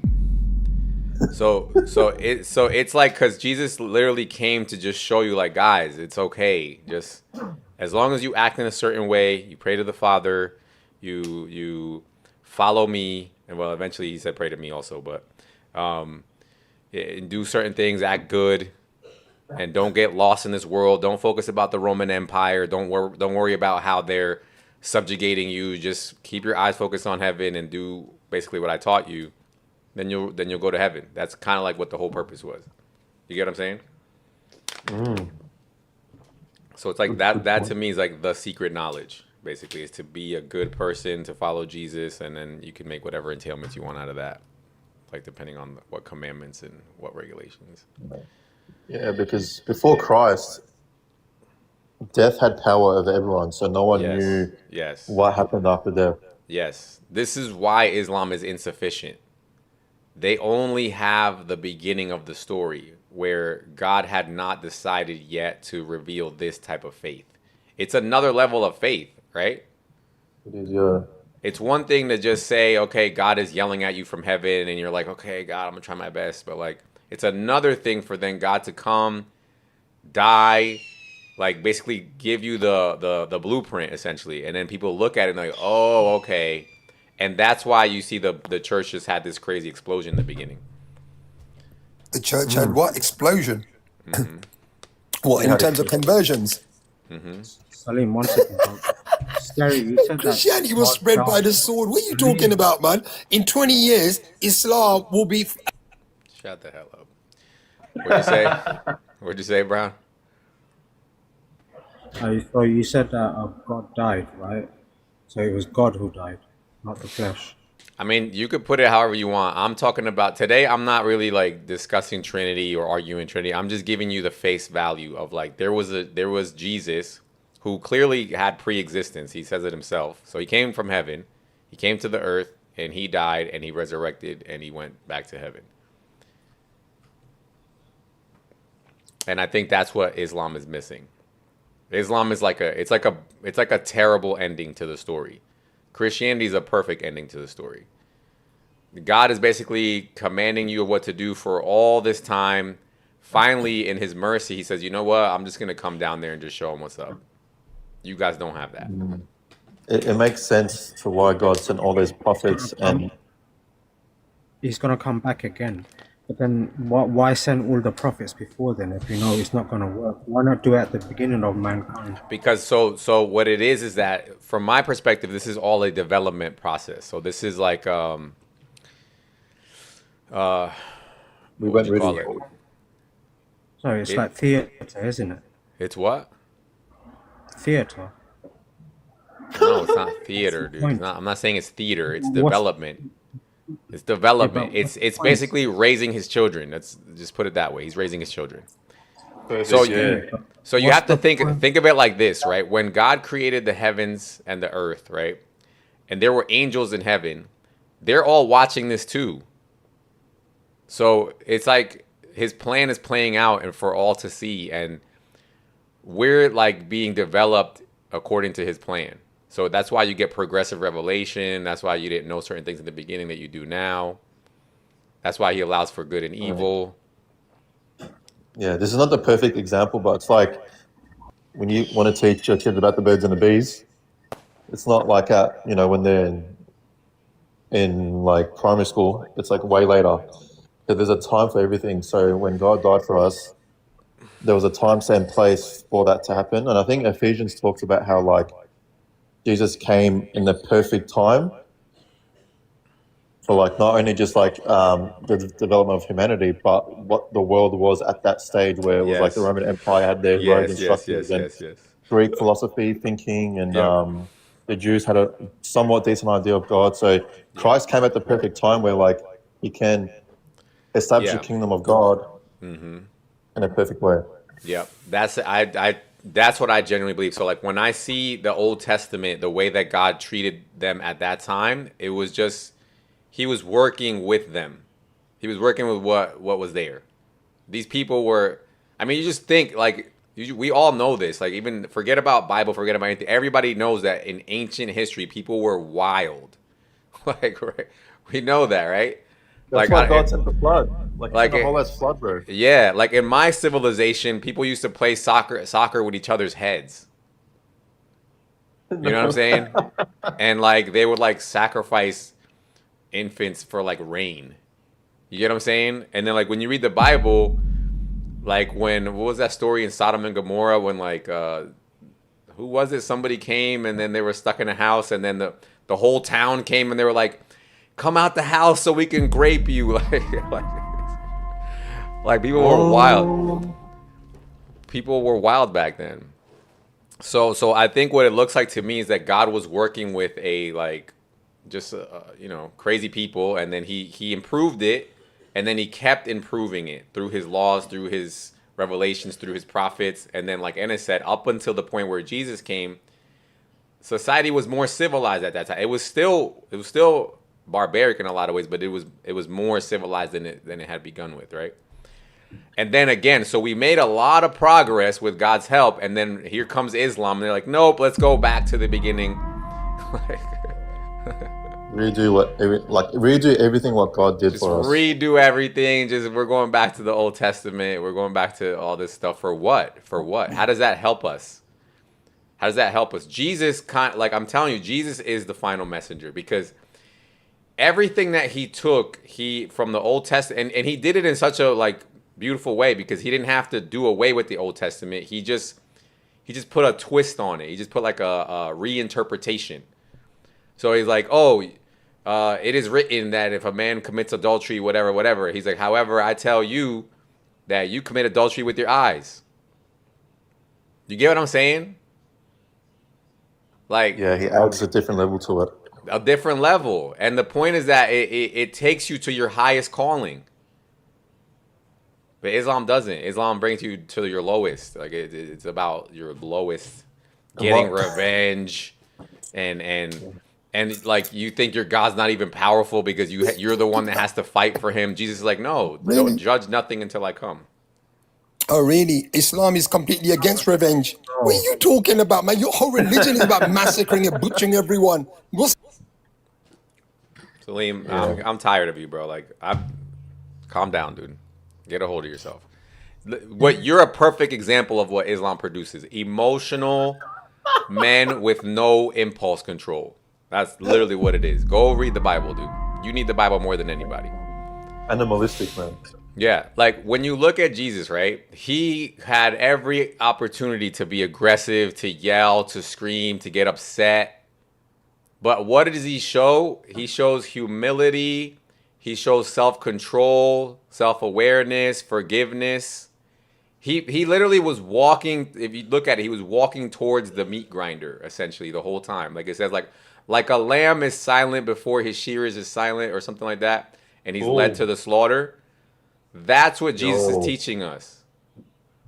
Since like the start of creation, he was walking slowly to the cross, bit by bit. Every prophet that was sent, he was getting closer to that cross. W.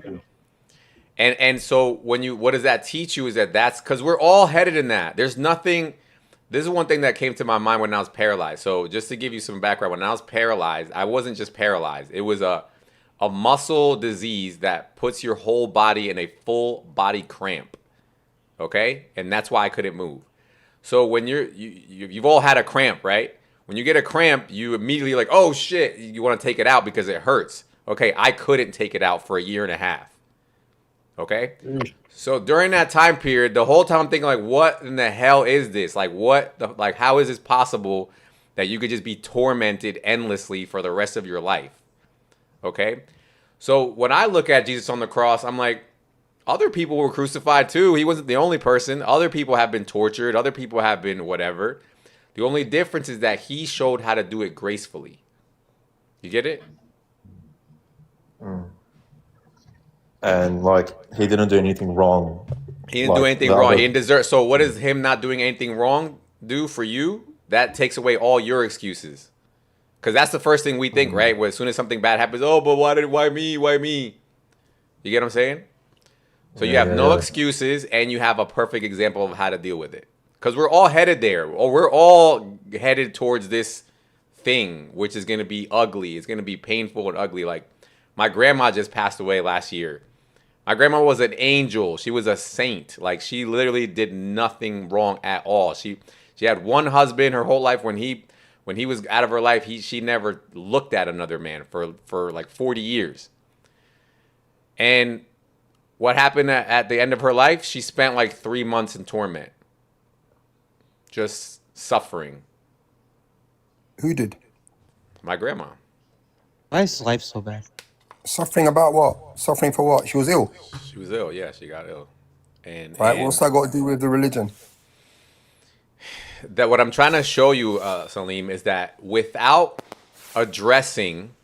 your God addressing how to face death graciously, then you have no need for your religion. It's pointless. It's meaningless. What are you talking about, man? If my religion even started with God died, bro, I'll be out there womanizing, partying, clubbing. Okay, I wouldn't be sitting at home. Okay. If my religion even had God died, Salim, bro, I wouldn't even be in that religion. I got you. Then what is your religion for? What do you mean, what's it for? Yeah, what does it help you with, if not that? Would you agree that death is the one thing, the biggest thing that we all have to face? Would you agree with that? It's just one of those things that we have to face, yeah, and? Okay, but is it the biggest thing? Is it the thing?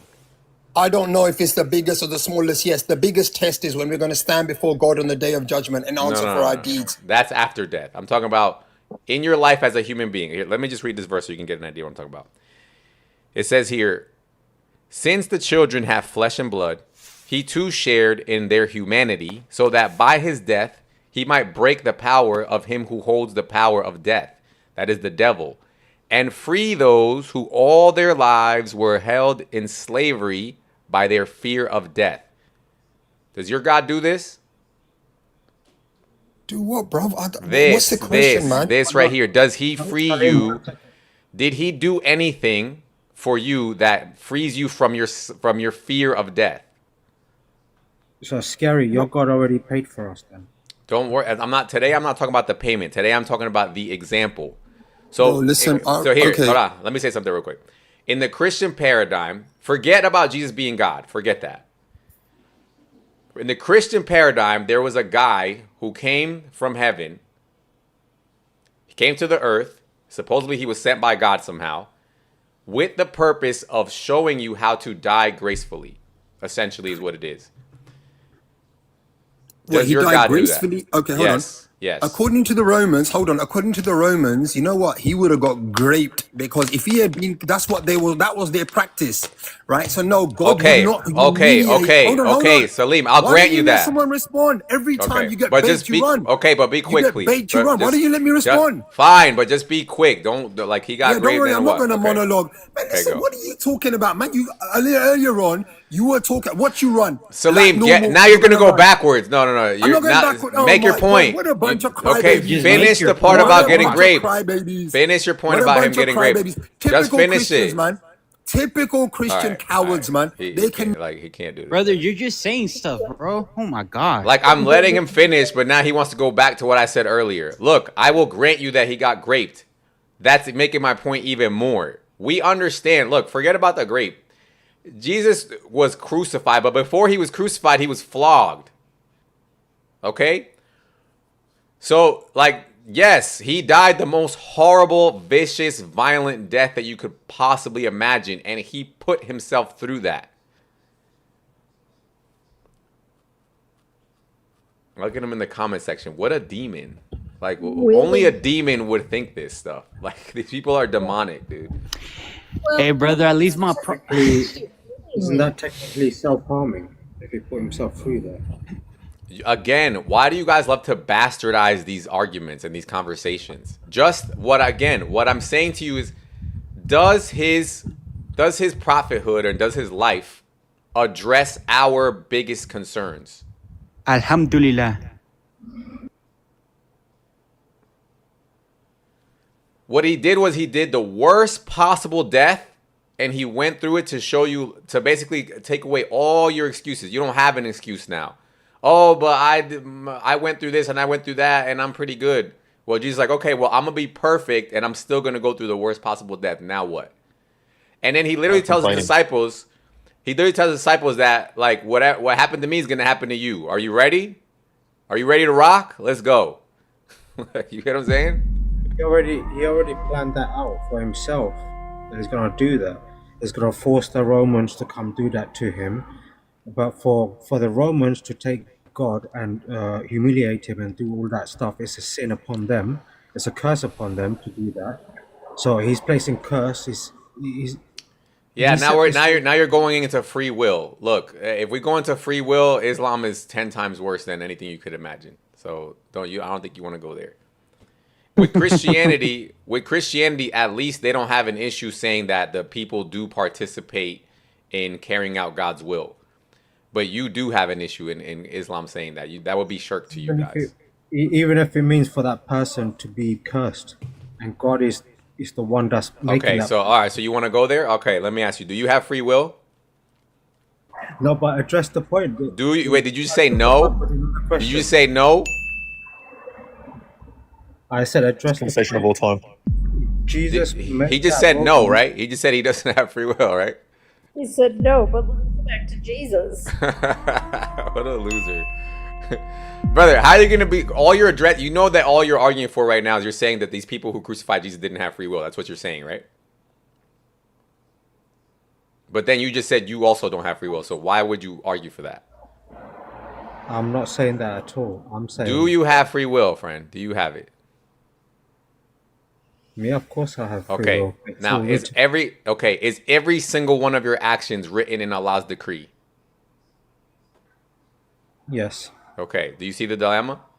No free will at all, brother. If you if you do have free will, then that means Allah is just your scribe. The only way that Allah can be sovereign in his action of writing the decree would be if you don't have free will. You get it? I have the free will to do whatever I want. God is Then, all-knowing. okay, so he perfect. knows what I'm All-knowing. supposed So to now do. you're describing foreknowledge.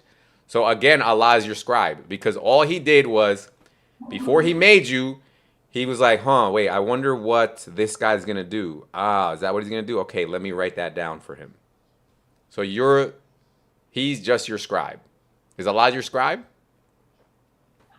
Yeah, bro, you're taking it somewhere else. Can you address the point where God I'm not made taking it somewhere else. Is Allah, it's either so what, in other words, what you're saying is you don't have a divine decree, you have a divine database. It's just a written record of what Allah foresaw happening. He didn't decree anything.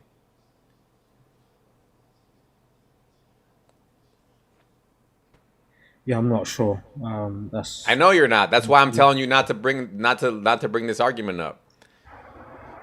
No, well, I'm not bringing that argument. You are. When you say that the people who unalived Jesus had no choice, you're bringing the argument up of free will. Whether you realize it or not is a different question, but you are bringing that up. I'm only asking the question. Yeah, because you want to try to bastardize the conversation like all Muslims always do. We understand. If you can give me an answer to it, then that would be great. Go ahead. I'm waiting for you to give me an answer. Yeah, so I would just say that they do have free will. And God, foreknowing their free will to do the evil that they would do, God used it. That's why several times Jesus said, "It is not my time yet. It is not my time yet." He controlled everything. He controlled the times that those people would do their actions, but he didn't command them to do their actions. Yeah, do you get the different commitments with when it comes to like shirk and God being alone in his actions, the difference between that and Christianity? Do you get it? Wait, what is shirk to them again? Like I know like partners with Allah. Associating partners with Allah. Partners with Allah. So the problem is that within Islam, if you do believe you have free will, then you're that's technically shirk because that means you're partnering with Allah in writing the decree. No way. I thought it was just like the father thing. I didn't know that was also. Yeah. That's so crazy, bro. Yeah, because they have different levels of Tawheed. So Tawheed is about Allah's oneness, but there's different types of oneness. There's oneness in action as well. So one of his actions is writing the decree. This God is crazy, bro. Did he just leave? That's funny. Yeah, he left. Deuces. Hey, turn it up. God bless. Hey, girl. God bless you too, sister. What's up, Scary? Hey, how you doing, sis? Good. How are you? Pretty good. We're just. Wasn't Muhammad the original shirk? Like, didn't he commit the original shirk? Muhammad? What do you mean? Allah first did. Allah commanded the angels to bow down to Adam. Guys, shout out to Money 24/7 dropping money bombs on everybody. Money. Everybody got 500. Thank you. Thanks, You. I feel so TikTok rich right now. Thank you, friend. This is Sparta. TikTok pimps right now. Awesome. At least he's not doing the ones where he makes me catch the ball on my face. No diddy. I hate that I just had to say that out loud right now. What? The net is coming. Someone said, "Stop talking about Muhammad. You might as well talk bad about all the prophets." Yeah, Muhammad just wasn't sufficient. Have they seen it? Look, Money 24. Now he's gonna do it. He wants to know, have y'all seen where Money 24/7 does? Like, here we go.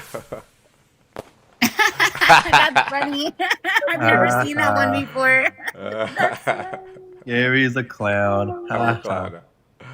I'm telling you, bro. This is what people with money do, dog. This is a metaphor right now. Everybody take notes. This is what people with money do. They spend their money to make you do stuff. Oh, he's entertaining us while you're entertaining us. Oh man, too funny though. What can we do, right? It is what it is. Alhamdulillah. It is what it is. What other topics? What other topics did we miss today? Let's go back to the fear of death thing, man. The fear of death. The Jesus destroyed the fear of death. So another one that's interesting that happened that's similar is Paul, right? So if you look at Paul, everybody knows Paul was the most zealous, right, out of everybody. So the way that happened is because he was taken to the third heaven, right? You I know have a about different that. theory on that. Go ahead. So in the book of Romans, Paul says, where there is transgressions, grace abounds all the more. So I feel like the reason why Paul was the most zealous was because he was the worst sinner out of all. Yeah. And God took that sinful nature Yeah. and completely did a 180 to like a super saint and wrote like 13 books of the New Testament, whatever it was. So it's like transferring that negative energy to positive energy, right? So that negative sin went into like positive ministry, good works and stuff. Yeah, I agree with that. But now compound that with him taking to heaven, because he was. So now he's got the guilt of what he used to do, plus he saw heaven, right? So imagine how wild you would go if that was you. Like, and it's like, imagine you had guilt already, all built up, and then God shows you, like, look, dummy, this is what you're fighting against. And then he drops you back down on earth. You're going to be like, oh, shit. Wait, in heaven he saw what he was fighting against? He was, look, I'll show you the verse. Oh, the period.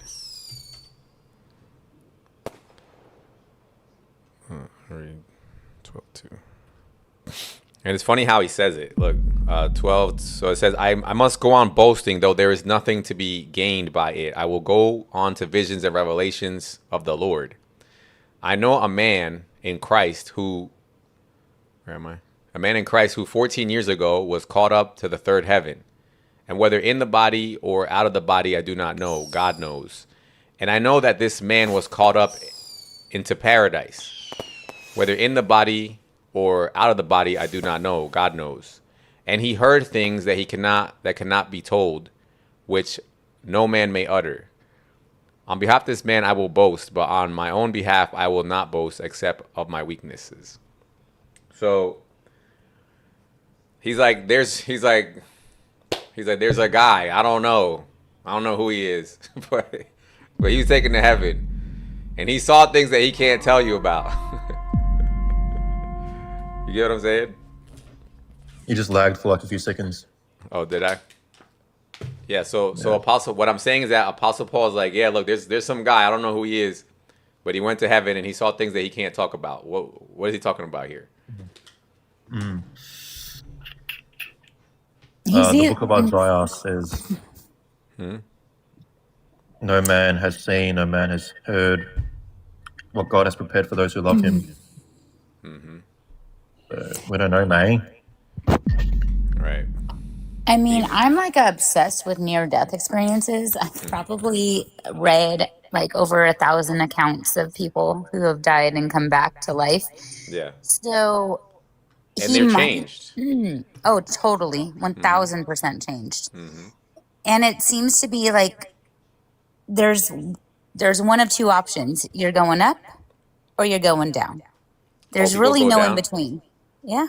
What do you mean going up and going down? You're going to hell or you're going to heaven. Oh, yeah. No.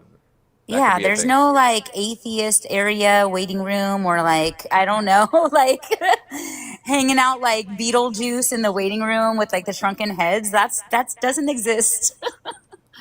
But I'm talking about like the effects, right, of it, because I've seen those people too, and I would love to have one of those experiences. Like that would definitely get me back into Christianity. But, I don't know. You might be. Just do it. Don't be too sure you want one of those experiences. I know a lot of people do say that too, but for the most part, I've seen nothing but good experiences from it. Like a lot of people are just changed for the better, and you can see their faith is just so raw. Like it's so potent, their faith, the faith that they have. And that's why I'm saying like this exact thing. Like if you're taken to heaven, what is there to question after that? Nothing. You're like, what? You wanna kill me? Go ahead, bro. Jesus, I don't care. It's Jesus, bro. Bro, for Like, real, bro. You know what I'm saying? Like, Wait, Scary, be honest. Why'd you really leave Christianity? Like, you just didn't believe in it? I just got tired. So I was kind of in a weird situation where I was in the path of, what do they call that? Like I had a position in the church, and so I was held to a higher standard. My pastor was always like rebuking me for not being nice enough, not smiling enough, not greeting people good enough. And then I would have to give sermons about certain topics that I was doing. Like one time, my last sermon that I gave was about sexual immorality, and I was like, "What the hell is it?" Like, so I just felt like a hypocrite, dude, and I couldn't take it anymore. But maybe that was also God like convicting your heart on your own personal sin. It was. I mean, it was. That's how I look at it now. But like at that time, I built up some resentment. I think I also had a lot of resentment at that time for God. Interesting. Because it was hard. It was hard to live that life, huh? Yeah. Oh, my bad. Yeah, it makes sense. Yeah. You know, like I grew up in a family like my grandparents are Christian missionaries, right? Yeah. And it was really interesting because when they would come and visit me when I was a teenager or like a young adult and I was doing all the dirt. I mean, I was doing it all, okay? I was clubbing. I was just a mess. And when they would come and visit me, they loved on me and they didn't it wasn't them making me feel bad, but just them being around me made me feel guilty. Even though it wasn't them saying anything in particular, they would love me either way. Yeah. But it's almost like God has a way of convicting our heart and using other people, even though they're not saying anything about our sin. Yeah. Like to illuminate it for us. Like I think I could have possibly been easier on myself. That's if I had to reflect, that's probably what I could have done better. Because I used to cry, dude. Like I used to cry in church for my sins. I used to go to the pastor and cry to him and just bawl like dirt, like ugly cry, like ugly face crying when I would commit sins. so that probably. How are you now though? Like about sin? I don't care now. I just don't care. Like that's what happened. Like I got to the point where because I was tormenting myself so much that I didn't care. I got to a point where I just didn't care anymore. And then once I got to that point, I was like, oh yeah, I can't be in church anymore because I just didn't care. It wasn't your place. No, it wasn't your place to be there, to be a pastor, to be a teacher, to lead a flock. Yeah, I don't know how they do it. I don't know how you get up. That's how God explained it to me. Because when I would go up to the pulpit, dude, I felt like the angels were there and like God was like staring at me. And I was like, how do you guys do this? Like, you're sitting here talking about sins and you know you're a sinner. I felt so naked when I was up there. But did you ever read Romans to get like a more balanced perspective on how like hold on a second, guys. Hold on a second. I gotta take this real quick. Hold on. I mean, because we all are sinners. Yeah, we all are sinners and we need His grace. All are sinners, yeah. We shouldn't like actively go out of our way to sin. That's not biblical either, but we should be convicted about when we do sin. Yeah. No, definitely, sister. Yeah. I mean, Paul really goes into depth on this one, too. You guys think Paul, like, sinned actively even as an apostle, or you think he, like... No, he definitely had moments where he was sinning, because he talks about how in Romans, he was battling with his flesh, and he despised, like, what his flesh wanted, you know, but he was struggling between his spirit and his fleshly desires, so... Yeah, like in Romans 7 and stuff, but... Yeah. Like, do you guys think that he was, like, getting drunk and doing all this crazy stuff, or no? No, I don't think he was doing all that. That was before Christ, I think. That was before when he had an encounter with the Lord. But I think he still had a struggle with it. No, it wasn't before. Romans was written way after. No, before he became a Christian, before he was convicted in Christ, Yeah. I think is what Ennis was talking about. But we can see in the scriptures because he says, This song is annoying. This song is annoying. Bro, Why what? are you still listening? This song is annoying. This song It's a is gift. annoying. This song is annoying. You It can't totally is annoying. Stop it. Stop. that is so funny. But Paul talks about how he does the things he doesn't want to do, but his Exactly. flesh leads him. That's You my know, favorite and verse that's in the what Bible, by the way. I know. And Romans this 7. is what Yeah, yes, like what I and want this to is do, what I don't do, and what I don't want to do, that's what I do. exactly, because we're led by this fleshly desires that we live in this world. That's why it's important to realize, like, our spirit man is with Jesus, like cloaked in his righteousness. It's not our righteousness that gets us to heaven, it's his righteousness, right? Yes, So when you exactly. understand that, it takes this whole, like, not I want to use guilt, but it's more conviction is more of the heart, like you want to strive to do better, but it doesn't mean that you're not saved. You're not on like a yo-yo on the edge of God's finger going up and down in heaven and hell between when you sin and when you don't sin. Exactly. Well, our hearts become convicted and we want to turn away, and we struggle to do that. You know, but that's what, sanctification is. It's not something you do overnight. It's a daily walk. He doesn't want us to talk about this. I think that's why he keeps sending those gifts. He's been wanting to send them for a while now. Oh my gosh. That's a good one. Yeah. But yeah, Blessed are the poor in spirit, for theirs is the kingdom of heaven. Exactly. And that's every one of us. We're never going to conquer the sins of this flesh until we're out of this flesh. Like it even, but that's where we have that covering of Christ. No, that's where we have that covering of Christ. It says in Romans 7, like I love this scripture so much. It says, so I know that nothing good lives in me, that is in my flesh, for I have the desire to do what's good, but I cannot even carry it out. For I do not do the good I want to do. Instead, I keep on doing evil I do not want to. And if I do what I do not want, it is no longer I that do it, but it is sin living in me. And then he even cries out and he says, what a wretched man am I? Who will rescue me from the body of death? Thanks be to our Lord Jesus Christ, because he's the one who rescues us. Amen. Amen, amen. That's the gospel right there. That's what I felt when I was a Muslim, to be honest. Like being in that sinful nature, yet not having a savior. Like I was scared of death, and that's going to tie back into what Scary was talking about Christ destroying the fear of death. Because now that I'm justified in Jesus, and that curse of sin no longer has a power over me, it's like I'm no longer scared of death anymore. Bro, what you just said, Ennis, like that's literally, I have Muslims in my Discord who, like, we get real in there, and they tell me they're like I'm afraid of death, I'm afraid of it, and I'm afraid of hell, and I'm afraid of this, and I'm afraid of that, and they're like, so what? Because like when they get down to it, they're like, what else am I supposed to do? Like I don't know. Like I have like, and they agree that God is asking them to do evil things in the Quran. They agree with that, but they're like, what am I supposed to do? Like, you want me to go to hell? I don't get it. I'm afraid. And I'm like, damn, this is ugly. Hey, do Muslims think that Prophet Muhammad's in heaven, or they don't know? I don't think they don't know. No, they think he's not. Right? No, they think he's not. Yeah, they think he's still in the grave. Is my understanding. In the grave. Oh yeah. What? So they don't even believe their best prophet is out there? Yeah. Only Jesus. Only Jesus.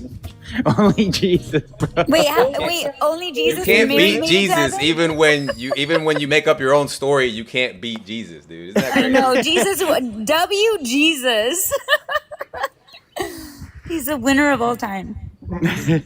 He was not They even sure. degrade him Muhammad in was this not one, even sure that he will go to the heaven.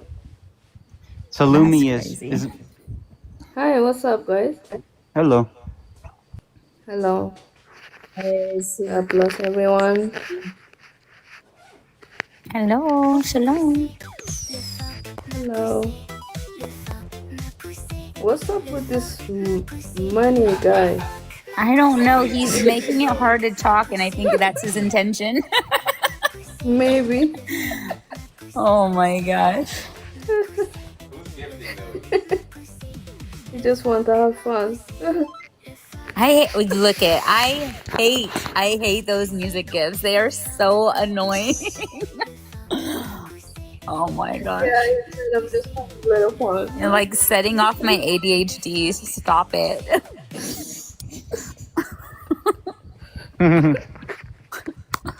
Makes it so hard to focus.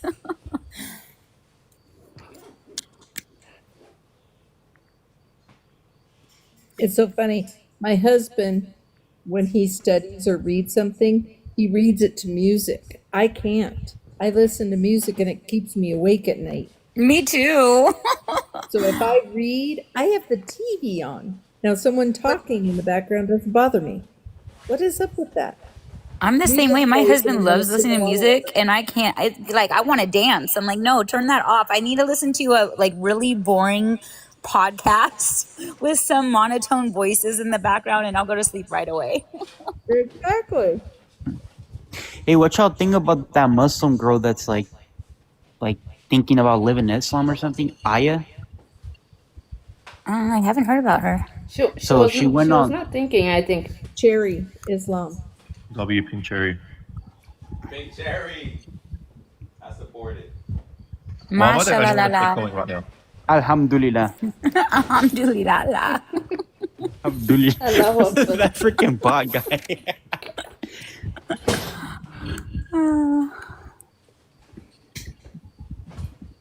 Where are the Muslims at today? Hey, Scary, which topic Friday in Islam are the ones that Muslims can't answer straight? That's like the most gotcha, like you're cooked. The Passover. Yes. The Passover and all the feasts of God and how that works into foreshadowing everything Jesus did. They can't answer that at all. That is like, I think, the best dilemma. Yeah, I was actually going to talk to you about that, Scary. What about? I was going to make a video on Instagram about like the Passover and the crucifixion of Jesus. If you look at the Abrahamic faiths, right, particularly Judaism and Christianity, both religions started from a single event. Jews being the Exodus from Egypt, Christianity being the resurrection of Christ, right? So there's like a bit of like a common thing there. But if you look at Islam, it's like what event started Islam? Because you have the Passover, which gets celebrated by the Jews every year. The resurrection of Jesus, crucifixion, that gets celebrated at Mass every Sunday. Yeah. What do Muslims celebrate? What event started the Muslim faith? Circling the Kaaba. Yeah, I mean they don't have anything, right? If you just look at it, it's probably just like the whims of a man, essentially, who saw an opportunity and took it. That's pretty much it. Yeah, it's not in alignment with anything. That's what I'm trying to say. There's no alignment with nothing. There's no, like the Bible, for example, Jesus is coming. It even says in Daniel, like, oh, I'm giving you from this amount of time from when the temple is rebuilt, that's when the Messiah is coming. So it tells you exactly when he's coming, and then it gives you the feast to prophesy everything he did while he was here. So what does Muhammad have like that? Nothing. There's no specifics. Mm-hmm. So what do they have faith in? Because we have faith in the cross of Christ. The Jews have their faith in the God that saved them from the Exodus. What do Muslims have faith in? Yeah, imagine having to have faith in your own actions when you know that you suck. Like, I don't trust myself enough to go to heaven. Like, if I had to depend on myself, I lost. That's an automatic L. You get what I mean? It's faith in yourself, man. That's pride. Mm-hmm. And that comes from Satan. And that's literally what you guys were just saying. What Paul said, he was like, I literally do what I don't want to do, and what I want to do, I don't do it. What a wretched man I am. When you get to that realization, that's when you're like, okay, I need Jesus. There's nothing else. Exactly, brother. That is exactly the gospel right there. It's literally just giving up. Like, I can't do it. I can't. All right, I can't. I know you want me to be good, God, but I just can't. What am I going to do here? And that's what Muslims don't have. They don't address anything. That's why they're so bitter. That's why they're so angry. That's why they're so afraid. That's why it's just a fear-based, impossible religion. It doesn't address anything. And then it's also crazy how they, like, Allah, you're supposed to be a slave to Allah, right? When the Bible says the opposite. Once we're adopted into the body of Christ, we're a son and we can cry out, Abba, Father. That's one of the things that stuck out to me the most was when I learned Christianity, it was about the spirit of slavery versus the spirit of sonship. And how a slave only works like because he's told to, but a sonship, the spirit of the son works because of they're expecting an inheritance. So they work harder. Exactly. You get what I'm saying? And it's a genuine Boom. work. Yeah. Boom. So when I heard Muslims first say like, "Oh yeah, we're the slaves," I'm like, "Why the hell would you pick that?" Like, or like when they said we come from Ishmael, I'm like, "What? Why would you pick that guy?" Like that's literally not who you. Is Prophet Muhammad actually from Ishmael or it's a bunch of bull? There's no way to prove it, but we can grant them that. But at the same time, like Ishmael, it's just. Yeah. It says that Ishmael will be a wild donkey of a man. Wild donkey of a man. In Galatians, it says that the son born by the spirit was persecuted by the son born by the flesh, which is what's happening today. It is. Boom. I think that's in Galatians. If you just read Galatians 4, it tells you everything about Islam, and you realize like why would they want to be this? It's weird. Yeah, Islam is. Their God is so cruel and so weird. The revelations that Muhammad got. And then when Paul says, even if we or an angel from heaven should preach to you a gospel other than the one we preach, let him be eternally condemned. It's like he knew that somebody was going to come and saying, "Oh, but I got a revelation from an angel." Like if that is makes it authoritative. You get what I'm saying? You guys think the apostles knew about like some new religion? Or not? I think he knew about demonic influences and like what a great defense he gave you guys with that, right? Even if an angel, like yes, I know you think it was an angel. Paul said, even if an angel does it, don't listen to him. Like, you get what I'm saying? Bro, he was It's like, honestly, God knew everything that was going to happen afterwards. Like, he already gave us all of the bits and pieces we would need to put the puzzle together, or know at least the red flags of what other false religions were going to come later. And if we're being honest, right? Islam really thought that it was going to come and it was going to just close the movie out, right? It was just going to come, it was going to take over the world, and it was going to be, and that's it. But it lost. And now we're like in some sort of weird limbo where they're like, well, let's go for round 2. Like, what? Like, what are you talking about? And if you look in Revelation, what are the colors of the 4 horsemen? Yeah, the red, white, black, and green. Green, exactly. Like, I think we kind of know who the Antichrist is. We know for sure. It's literally who else is Antichrist? They are.